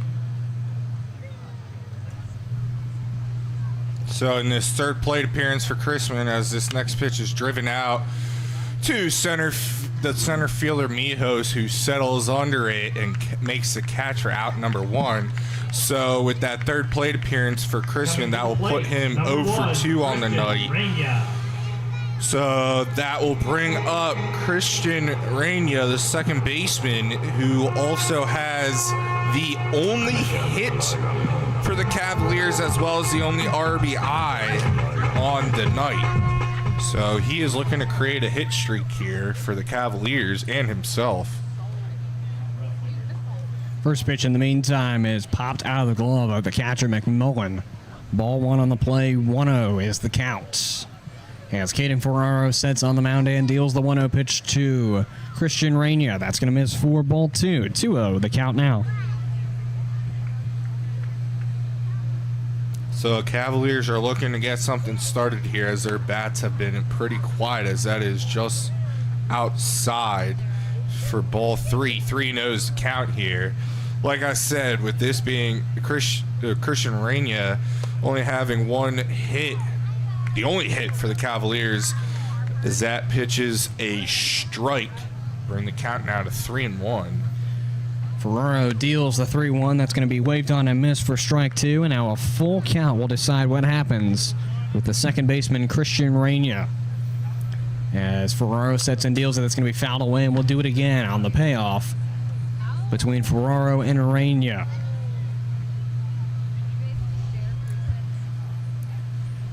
Reina had some action so far this postseason. He's 1 for 7 coming into this game number 2 as he's going to strike out on the next one. So that will bring up the top of the lineup, bringing up Kazuya Jordan, the center fielder. Comes into this fourth plate appearance on the night, sitting 0 for 1 with a strikeout and 2 walks on the evening. So we'll see what he's able to do here with this first pitch from Ferraro on the outside corner, just missed for ball 1. 1-0 is the count. So we'll certainly see what happens with Kaz Jordan here. Again, 0 for 1 with 2 walks. That's a good near grounder short. Bobbled it short. Play at first is just in time for the third out. So Kaz Jordan just barely by the skin of his teeth going down on a 6-3 play for the third out. And that retires the side. It's a 1-2-3 defensive inning for the Tom Sox as the Cavaliers fail to get one on. No runs, no hits, no errors, no runners left on base. We go to the 8th inning with the top of the order, Ethan Gibson, Ryan Wynn, and Robbie Levy due up for the Tom Sox. That's in the other half of this break. This is Culpeper Cavaliers baseball presenting Game 2 of the Valley Baseball League South Division Championship.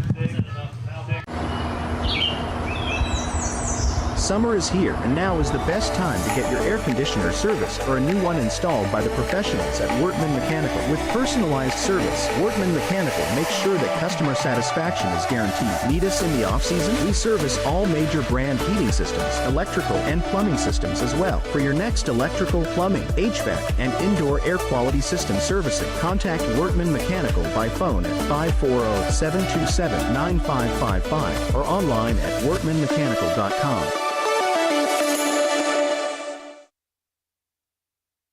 Culpeper Battlefield Tours, LLC is a proud sponsor of the Culpeper Cavaliers. Culpeper Battlefield Tours launched in 2022 to provide tours of Culpeper's historic battlefields and sites. Tours of 2 or 3 hours can be customized of Brandy Station Battlefield, Buford's Knoll, Fleetwood Hill, St. James Church, Stevensburg, and the Winter Encampment, or contact Culpeper Battlefield Tours for a specialty tour. To contact them, learn about upcoming events and more, call 540-632-4500 or visit culpeperbattlefieldtours.com.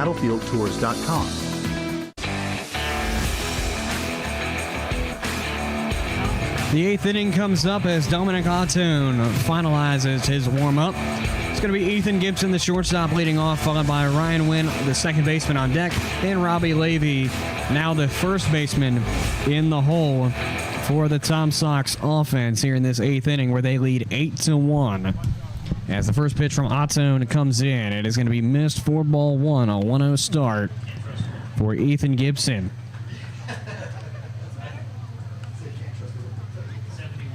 Ottone sits on the mound after receiving a sign from Chrisman, and he will deal the 1-0 pitch. That's going to be a swing and a miss for strike 1. Now an even 1-1 count coming to Gibson from Auto.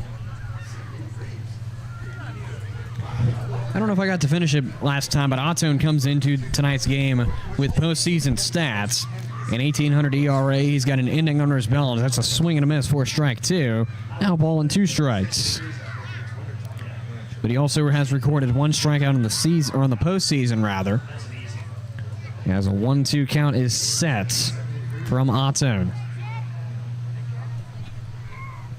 And here comes the 1-2. Pop up in the direction of center. Is going to be chasing up Kosh Jordan. He looks to have it, and he will for out number 1. As that ball hung in the air just long enough for Jordan to read it. And there's out number 1 off of the F08. So that will put Ethan Gibson 0 for 5 on the night and will continue his hitless streak and push it to 0 for 10 so far in the past 2 games.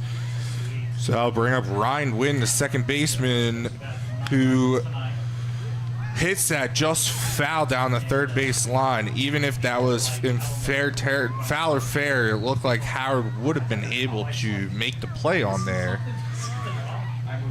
And there's 4th plate appearance. My apologies, I'm sorry. 5th plate appearance for Wynn. He sits 1 for 3 with a single and a walk. And strikeout and a flyout, so we'll see what he's able to do here. Otton puts the pitch upstairs. Going to be a 1-1 count now coming to the second baseman, Ryan Wynn. He's coming off of a single his last go-around, which helped him score off of, I'm going to assume, a Colby Wallace single at the time. Yes, that is correct. He did score off of the Wallace single there as that pitch was swung on miss for strike 2, 1-2's count. So that is driven out to center field. Jordan settles under it and makes the catch for out number 2. That will be an F08 for now batting for the Tom Sox, number Wynn, and that will put him 1 for 4 on the evening. Brings up the first baseman, Robbie Levy, who has just recently been assigned the first base position as he DH'd up until, I want to say it was last inning is when they made the change for... I believe it was the 6th inning, in the middle of the 6th inning, as that first pitch from Otton's in the dirt, 1-0 is the count. So I don't want to say anything here either way, but it looks Levy is, as this pitch is on the inside corner for strike 1. My apologies for stopping in the middle of my sentence there. But as I was saying, he just needs a triple for the cycle. So he's had 2 singles, a home run, and a double so far in this game, sitting 4 for 4 on the night. That pitch is called a strike. The count is 1-2 on Levy. Otton sets on the mound with a 1-2. The pitch comes into Levy. It's going to miss as it looks to have rolled off of the arm of Chrisman. No, I don't even think that ball hit well in front of the batter's box. So I think that just ricocheted off the dirt and just went well past him there. Chrisman had no chance. He's lucky there was no one on, as any runner would have moved up. It works for me. His 2-2 is swung on and missed for strike 3, and that retires the side. It's a 1-2-3 defensive set for the Cavaliers. That is 2 in a row for the Cavaliers and Otton. And also, they can say that they finally sat down Levy for the first time in 5 plate appearances. So instead of rounding the cycle for a double, he also gets the cycle of striking out as well. As we go to the bottom half of the 8th inning, the Cavaliers will lead off with Larry again, followed by Howard and Demery for the bottom half of the 8th inning. That's on the other half of this break. This is Culpeper Cavaliers Baseball presenting you Game 2 of the Valley Baseball League South Division Championship.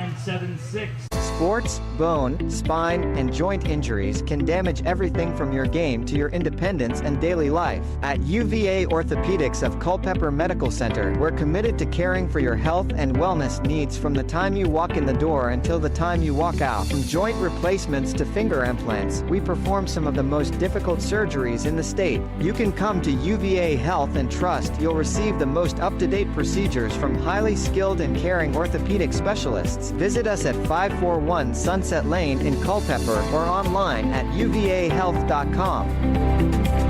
At Brenco Solutions, we take great pride in our excellent workmanship, competitive rates, and the ability to deliver outstanding results. We're a woman-owned Class A general contracting company with a goal to build lasting partnerships with our clients through exceptional service and outstanding quality. With a wide range of services, free estimates, and real-time updates, we strive to offer you the same vision. Call us today at 866-826-3626 to see what it means to be part of the Brenco family.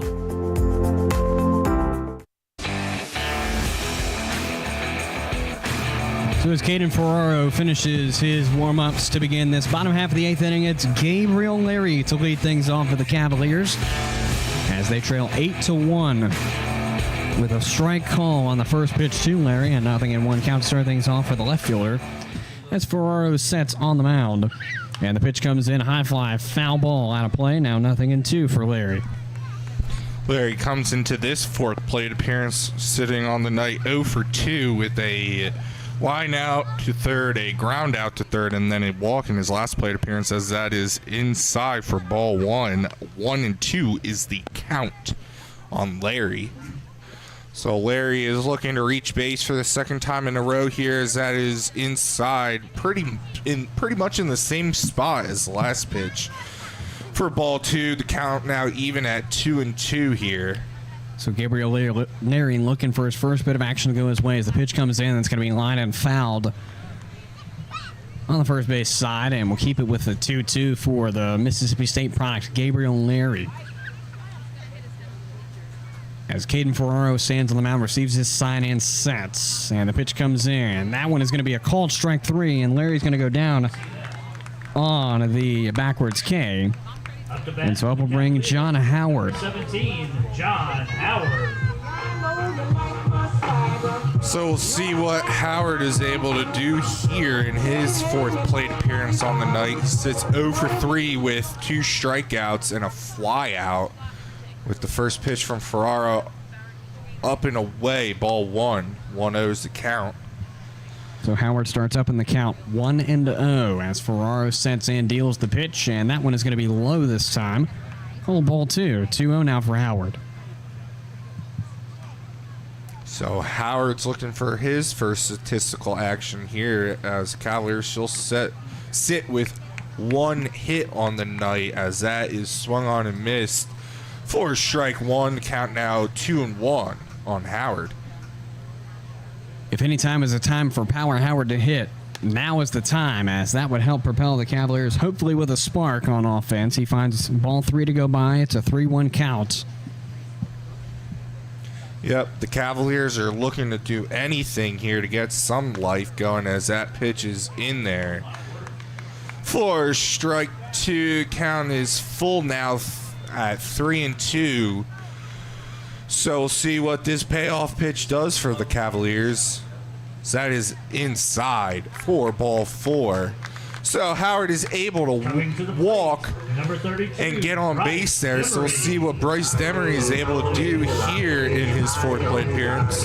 This is another guy that has been hot as of recent, at least regular season totals, as it seemed out of nowhere that the hits, the home runs, and especially the presence on the pitching mound certainly just came out of nowhere from Demery. The first pitch of his fourth plate appearance is swung on and missed for strike 1. He was definitely trying to put that one over the fence there, as that was a very powerful swing there.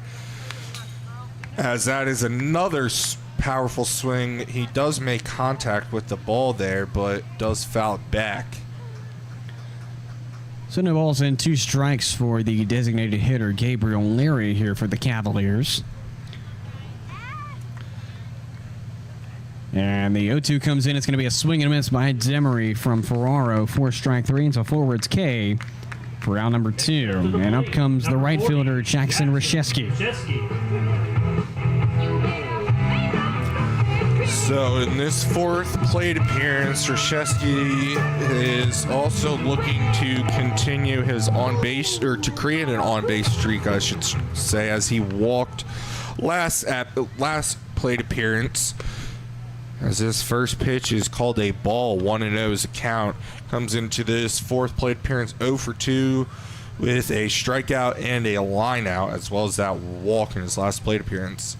So this is driven high, but it seems to it's high in the air and just able to be caught by the center fielder Mijos, as that was a very difficult fly ball to catch there. That will retire the side. We'll skip 1, 2, 3, and that will end the 8th inning for the Cavaliers.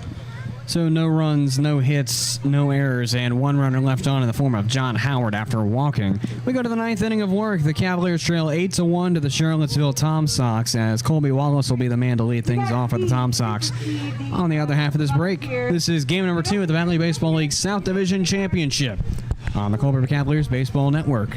This is Culpeper Cavaliers Baseball.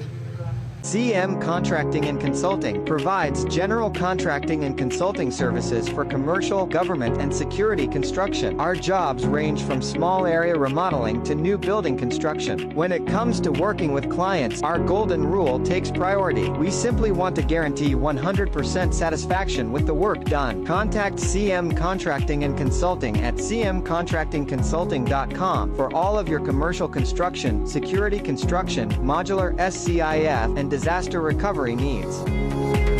Path Recreation and Fitness Center offers multi-sport courts, batting cages, a fitness area, activity rooms, and more to serve all your recreation and fitness needs. Stop by 19002 Crossroad Parkway for a tour and see how the center can serve you. For more information, call 540-825-0000 or visit pathrecreationandfitnesscenter.com. Path Recreation and Fitness Center. Find your fun. Find your fit. A member of the Culpeper Wellness Foundation. CM Contracting and For the Tom Sox, will lead off with third baseman Colby Wallace in this top half of the 9th inning. As Dominic Ottone sits and deals the pitch, that's going to be checked at the dish and say no. Or rather, checked at first base, they'll say no. Ball 1 the call, 1-0 the start for the third baseman Colby Wallace. A score update from Strasburg. The Purcellville Cannons lead the Strasburg Express. Going to say 9-2 score from First Bank Park in the top half of the 8th inning.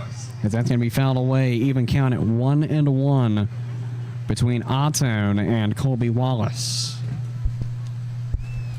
So Wallace comes into this 5th plate appearance sitting 2 for 2 with the hit streak going, as this next pitch is low and away. Ball 2, 2-1's count. He started the game with a strikeout and then hit into a fielder's choice and then doubled and singled and hit in, I believe, their 7th run of the game, as that is hit high out to center field.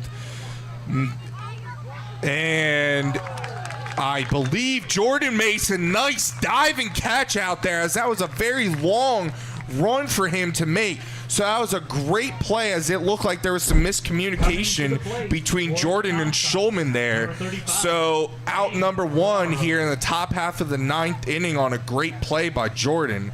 So we'll say he's redeemed himself when he lost that ball out there about a few innings ago. The first pitch, in the meantime, comes to Caden Ferraro, the pitcher. He's going to be called strike 1 looking. Nothing in 1 to start things off here for Ferraro in plate appearance number 5 on the evening. That is well outside for ball 1. 1-1's the count. Cameron stated this is his 5th plate appearance on the night. He sits 1 for 3 with a strikeout, a single, a ground out, and hit in a sacrifice fly for the 8th run for the Tom Sox, as that is low and in for ball 2. 2-1 is the count. Dominic Ottone on the mound now for the Cavaliers, facing off against batter number 2, Caden Ferraro, pitcher to pitcher. As the 2-1 comes in, that one is going to be in for a low strike. More towards that outside corner. 2-2 is the count now for Caden Ferraro. Otto sits and deals the 2-2. Swing and a miss. Got him for strike 3. And there's out number 2 of this top half of the ninth. It comes off of a 2-2 swinging strikeout from Caden Ferraro as we will go to the left fielder, Cooper Blauser. A pinch hitter. Rather, we have a pinch hitter on the field for the Tom Sox. Looks like 27 on the field. That's going to be Sam Mumal, Palm Harbor, Florida native, 6 foot, 185-pound righty sophomore out of the University of Florida. So again, it is Sam Mumal pinching for the left fielder, Cooper Blauser.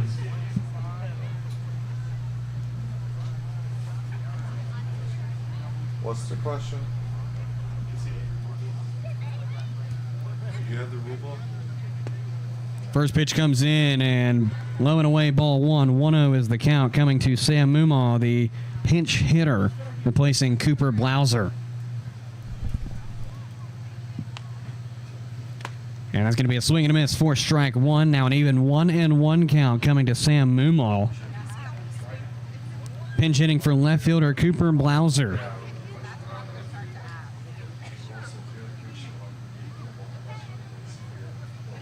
So it's Dominic Otto facing off against now Sam Mumal with a 1-1 count. The pitch comes in. That one is going to be, going to assume it came off the dirt. Either way, 2-1 is the count. Moving on for the pinch hitter Mumal.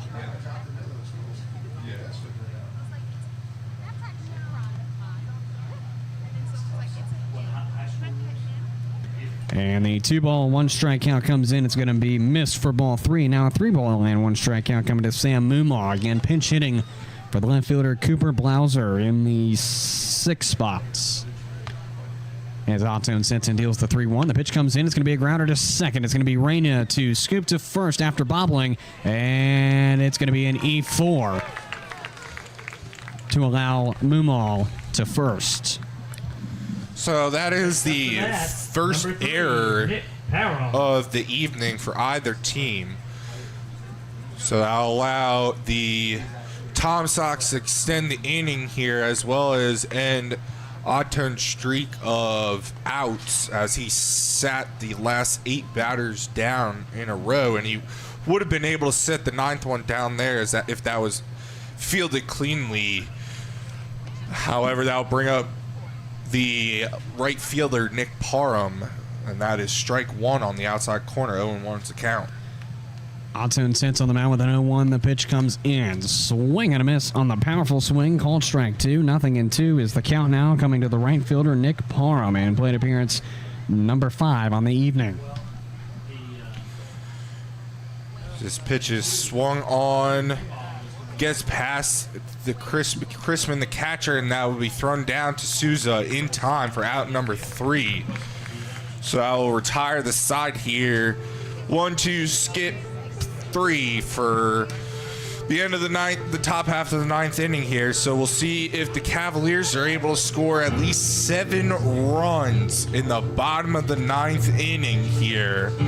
Otherwise, that will mean a decisive Game 3 tomorrow night in Charlottesville. We'll see just what the Cavaliers can do on offense after this break. 8-1 Tom Sox lead, going bottom 9 here at CCHS. We've seen it's been possible, but we'll see exactly what the Cavaliers can do as they've struggled on offense for practically the entire night. We'll see what the Cavaliers can do on the other half of this break. This is Culpeper Cavaliers Baseball presenting Game 2.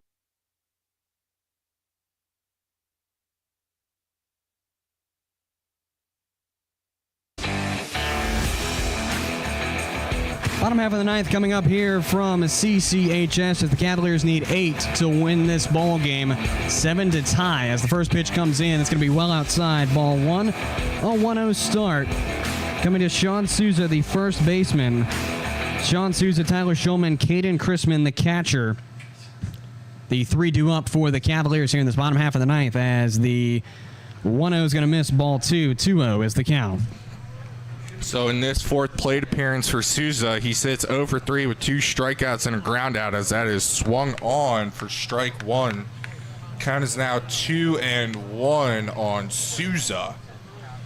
So see what The next pitch transpires as that is on the outside corner for strike 2. 2-2 is the count on Souza. So Souza goes from a swift 2-0, and now is going to have to battle on this 2-2 as the pitch comes in, swing and a miss. Got him for strike 3, and the first out for the Cavalier offense comes rather quickly as it's a forwards K for out number 1 as the shortstop Tyler Shulman comes up to the dish for his 4th plate appearance.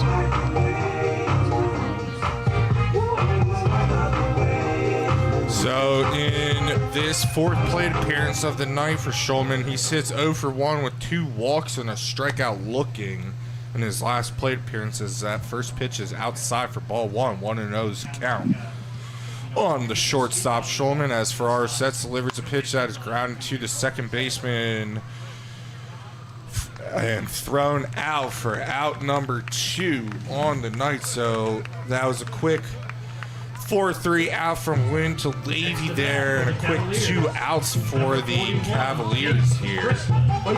Going to bring up the catcher, Caden Chrisman, for his 4th plate appearance, and the Cavaliers slowly running out of outs to work with if they want to attempt the comeback against the Tom Sox. As the first pitch comes from Ferraro, that's going to be lifted out to the right, looks to be played, rather dropped in front of Parham in right field. So the Cavaliers won't go down without a little bit of a fight here, as they've got a single on the record by Caden Chrisman, and that's his first of the night. To the plate, number 1.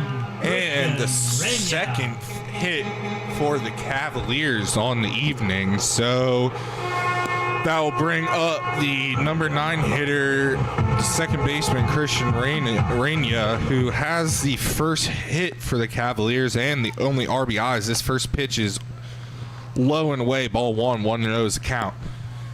In this 4th plate appearance, Reyna sits 1 for 3 with the single, a ground out, and a strikeout. So this is grounded softly to Win. He is not able to field that, and that will be ruled a single. So, as Cameron did say, it looks like the Cavaliers are not going down without a fight here. Obviously, they do have 2 outs on the board. They have shown before that they have been able to score multiple runs with 2 outs. But this will be more like a miracle if they are able to score at least 7 runs with 2 outs here. So this first pitch is in there for strike 1. 0-1 is the count on the batter, Zuya Jordan. Kaz Jordan coming up for his 5th plate appearance of this evening's ball game. Again, starting 0 for 1, now 0-2 in the count. He sits 0 for 2 on the night with, in his first 2 plate appearances, he walked and then struck out and grounded out. So we'll see what happens here with 2 strikes. That is in there for strike 3. So that will end the inning my apologies. That will end the game here in Culpeper with the final score, the Tom Sox 8 and your Cavaliers 1. That will also even the South Division Championship Series at 1-1. So, as Cameron has stated, and we both have stated, tomorrow night is very, very important now for the Cavaliers, as they are looking to extend their season to be able to play for the Valley Baseball League Championship. Presumably, at this point in time, it's looking like the Percyville Cannons are going to be the team from the North Division as they lead the Strasburg Express 10-2 currently in the bottom of the 8th. So it looks like whoever wins tomorrow's game between the Tom Sox and the Cavaliers will be facing the Percyville Cannons for the Valley Baseball League Championship here. So we'll get the stats here after the break, as Cameron and I are going to be able to get that ready for you guys. That'll do it here for our coverage of the Charlottesville Tom Sox and the Culpeper Cavaliers in Game 2 of the South Division Championship. It all comes down to tomorrow night in Charlottesville. It's the Cavs and the Tom Sox squaring off for one final time here in the Valley Baseball League, or 2024 Valley Baseball League season. But tune in to the Charlottesville Tom Sox broadcast tomorrow night, but stick around for this one as we will take a look at what went right and what went wrong for both teams and the winners and losers on the mound for both teams as well. This is Culpeper Cavaliers baseball coming up with our Saber Metrics postgame report on the other half of this break.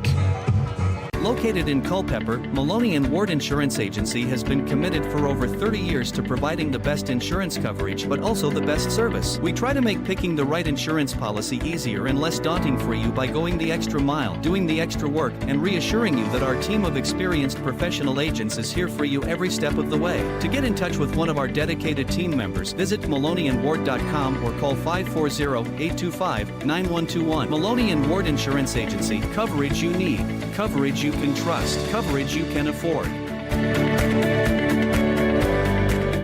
We may be in the barbecue business, but our joy and commitment is in serving people and the community. Sean's Barbecue is committed to impacting lives, from our ambassadors to the guests that visit our restaurants every day. We would like for all of our ambassadors to invest time and energy in making the businesses thrive by creating a positive atmosphere, engaging with one another, and connecting with our guests.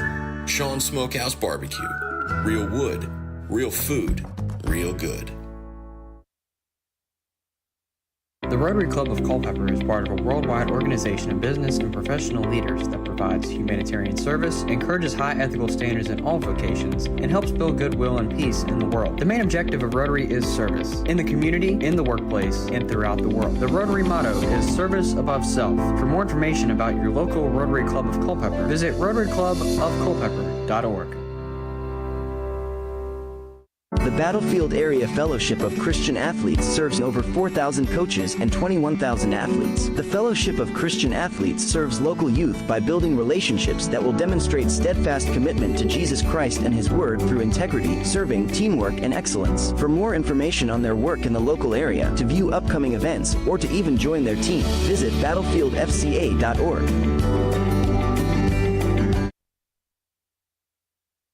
K&M Lawn, Garden and Arborist Supplies is your home for the perfect outdoor power equipment, mowers, compact tractors, and arborist supplies. We carry many of the major outdoor equipment brands, and we're the largest arborist supply store around. Why choose anyone else when we've been voted best lawn and garden store in the best of Culpeper for 10 years running? Whatever you need, call us at 540-825-8371 or stop in our newer, larger location at 16299 Allied Way in Culpeper. K&M Lawn, Garden and Arborist Supplies. From grass to trees, we aim to please. Since 2004, All Install, your local Generac backup generator dealer, has provided Central Virginia with backup generators and parts at a reasonable price. We offer free, in-home estimates, as well as service for all our customers' generator needs. Install or service your Generac generator with the help of All Install today. Visit allinstallva.com or call 540-923-4592. All Install, dependable in your time of need. At Peak Roofing Contractors, we specialize in roof installation, new gutters, siding, windows, and doors. In fact, we will transform the exterior of your home into something beautiful. As a family-owned and operated business, our customers, our name, and our employees are our most important assets. We provide hassle-free estimates, no high-pressure sales, and quality results that will last for years. For an appointment, visit us on the web at peakroofingcontractors.com. This is the post-game show, live on the Culpeper Cavaliers Baseball Network.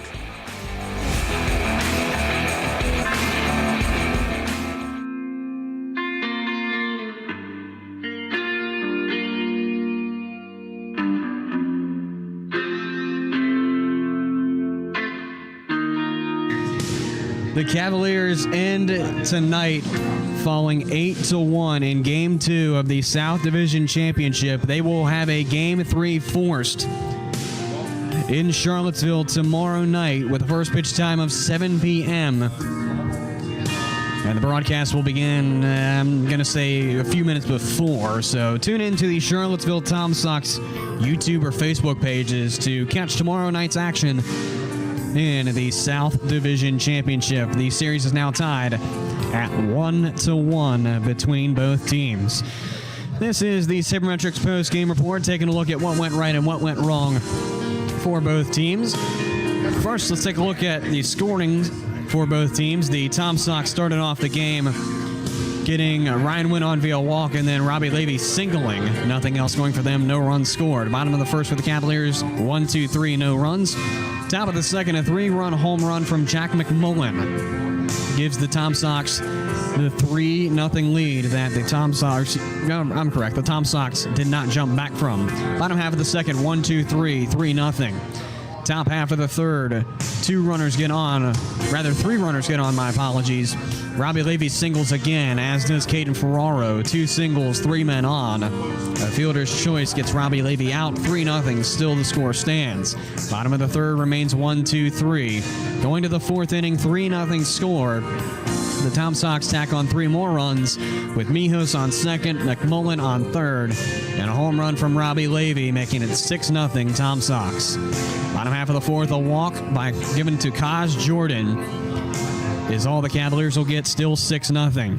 Top of the fifth, a double from Cooper Blauser and a hit by pitch for Dean Mijos is all the Tom Sox get in the fifth inning. Still 6-0. Bottom half of the fifth inning is where the Cavaliers tack on their first run. It's an RBI from Christian Reina to score Tyler Shulman, who walked. 6-1 score in the favor of the Tom Sox. Top half of the sixth inning, the Tom Sox respond with 2 runs of their own, a single from Ryan Wynn, a double from Robbie Levy, and then an RBI single from Colby Wallace, followed by a sacrifice by Caden Ferraro. 8-1 is where the score remains throughout the rest of the game. The Cavaliers get some walks and then a couple of hits from the 7th through the 9th innings. The Tom Sox go 1-2-3 in the 7th and 8th innings, and then get Sam Muma on via the error at second base. 8-1 final score. The win will go to Chase Stryker, pitching 5 1/3, facing 22 batters, striking out 6, walking 6, allowing 1 earned run on 1 hit. The loss will go to William Wine for the Cavaliers, pitching 4 innings, facing 22 batters, striking out 5, walking 2, allowing 9 hits and 6 earned runs in the loss. And that'll do it for our Saber Metrics post-game report here on the Culpeper Cavaliers Baseball Network. We'll now just swiftly transition to our look around the league, as there is not much going on with the postseason play going on around the Valley League.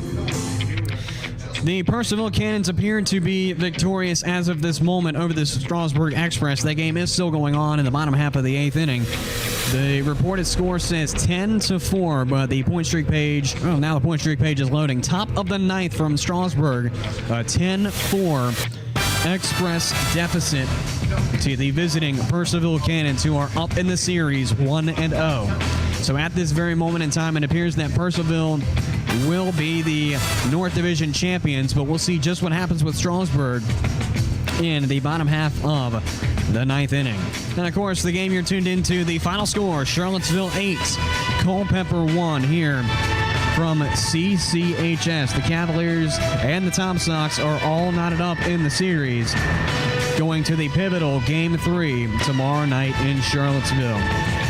We'll see just what happens with any games after tomorrow night's ball game, as again the Cavaliers are going to travel to Charlottesville tomorrow night for the pivotal deciding Game 3 of the South Division Championship.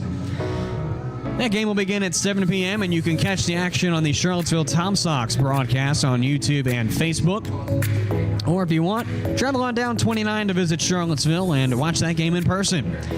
Again, the game begins at 7 p.m. The Cavaliers Baseball President of Operations is Troy Ralston. Our special advisors to the President are Daniel Donato and Michael Lockhart. Our Assistant General Manager is Brandon Mack.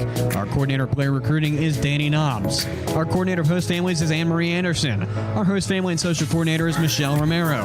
The Head Groundskeeper is Brian Bailey. The Athletic Trainer is Henry Wolf. And my press box pals who join me this evening are Dr. Lee Simpson, Kenny Jackson, and a special thank you again to Andrew Seagraves for joining me on the broadcast this evening. The Culpeper Cavaliers also like to thank all the volunteers in between and around for their tireless efforts to help making tonight's game a success. The Culpeper Cavaliers Baseball is presented to you on the air by YouTube, the affiliate of the Culpeper Cavaliers Baseball Network. This live stream is copyrighted and owned by the Culpeper Cavaliers and the Valley Baseball League. The use of any copyrighted material in all forms of media without the express written consent of the aforementioned organizations is strictly prohibited. You can find all game and player statistics from tonight's game and all games in the 2024 season by visiting the Valley Baseball League's website at valleyleaguebaseball.com. You can follow the Cavaliers all season long at Culpeper Cavaliers on your favorite social media platforms: Facebook, X, Instagram, LinkedIn, and YouTube. Once again, that is at CULP Cavaliers on Facebook, X, Instagram, LinkedIn, and YouTube. Once again, your final score from tonight's ball game: Charlottesville is victorious over the Culpeper Cavaliers, 8-1. The final score of Game 2 of the South Division Championship. The Cavaliers and the Tom Sox will square off for Game number 3 in Charlottesville tonight. From Culpeper County High School alongside Andrew Seagraves, this is Cameron Whalen saying so long until next time.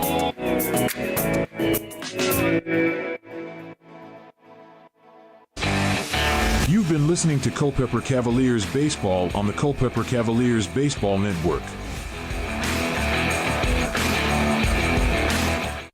At Peak Roofing Contractors, we specialize in roof installation, new gutters, siding, windows, and doors. In fact, we will transform the exterior of your home into something beautiful. As a family-owned and operated business, our customers, our name, and our employees are our most important assets. We provide hassle-free estimates, no high-pressure sales, and quality results that will last for years. For an appointment, visit us on the web at peakroofingcontractors.com.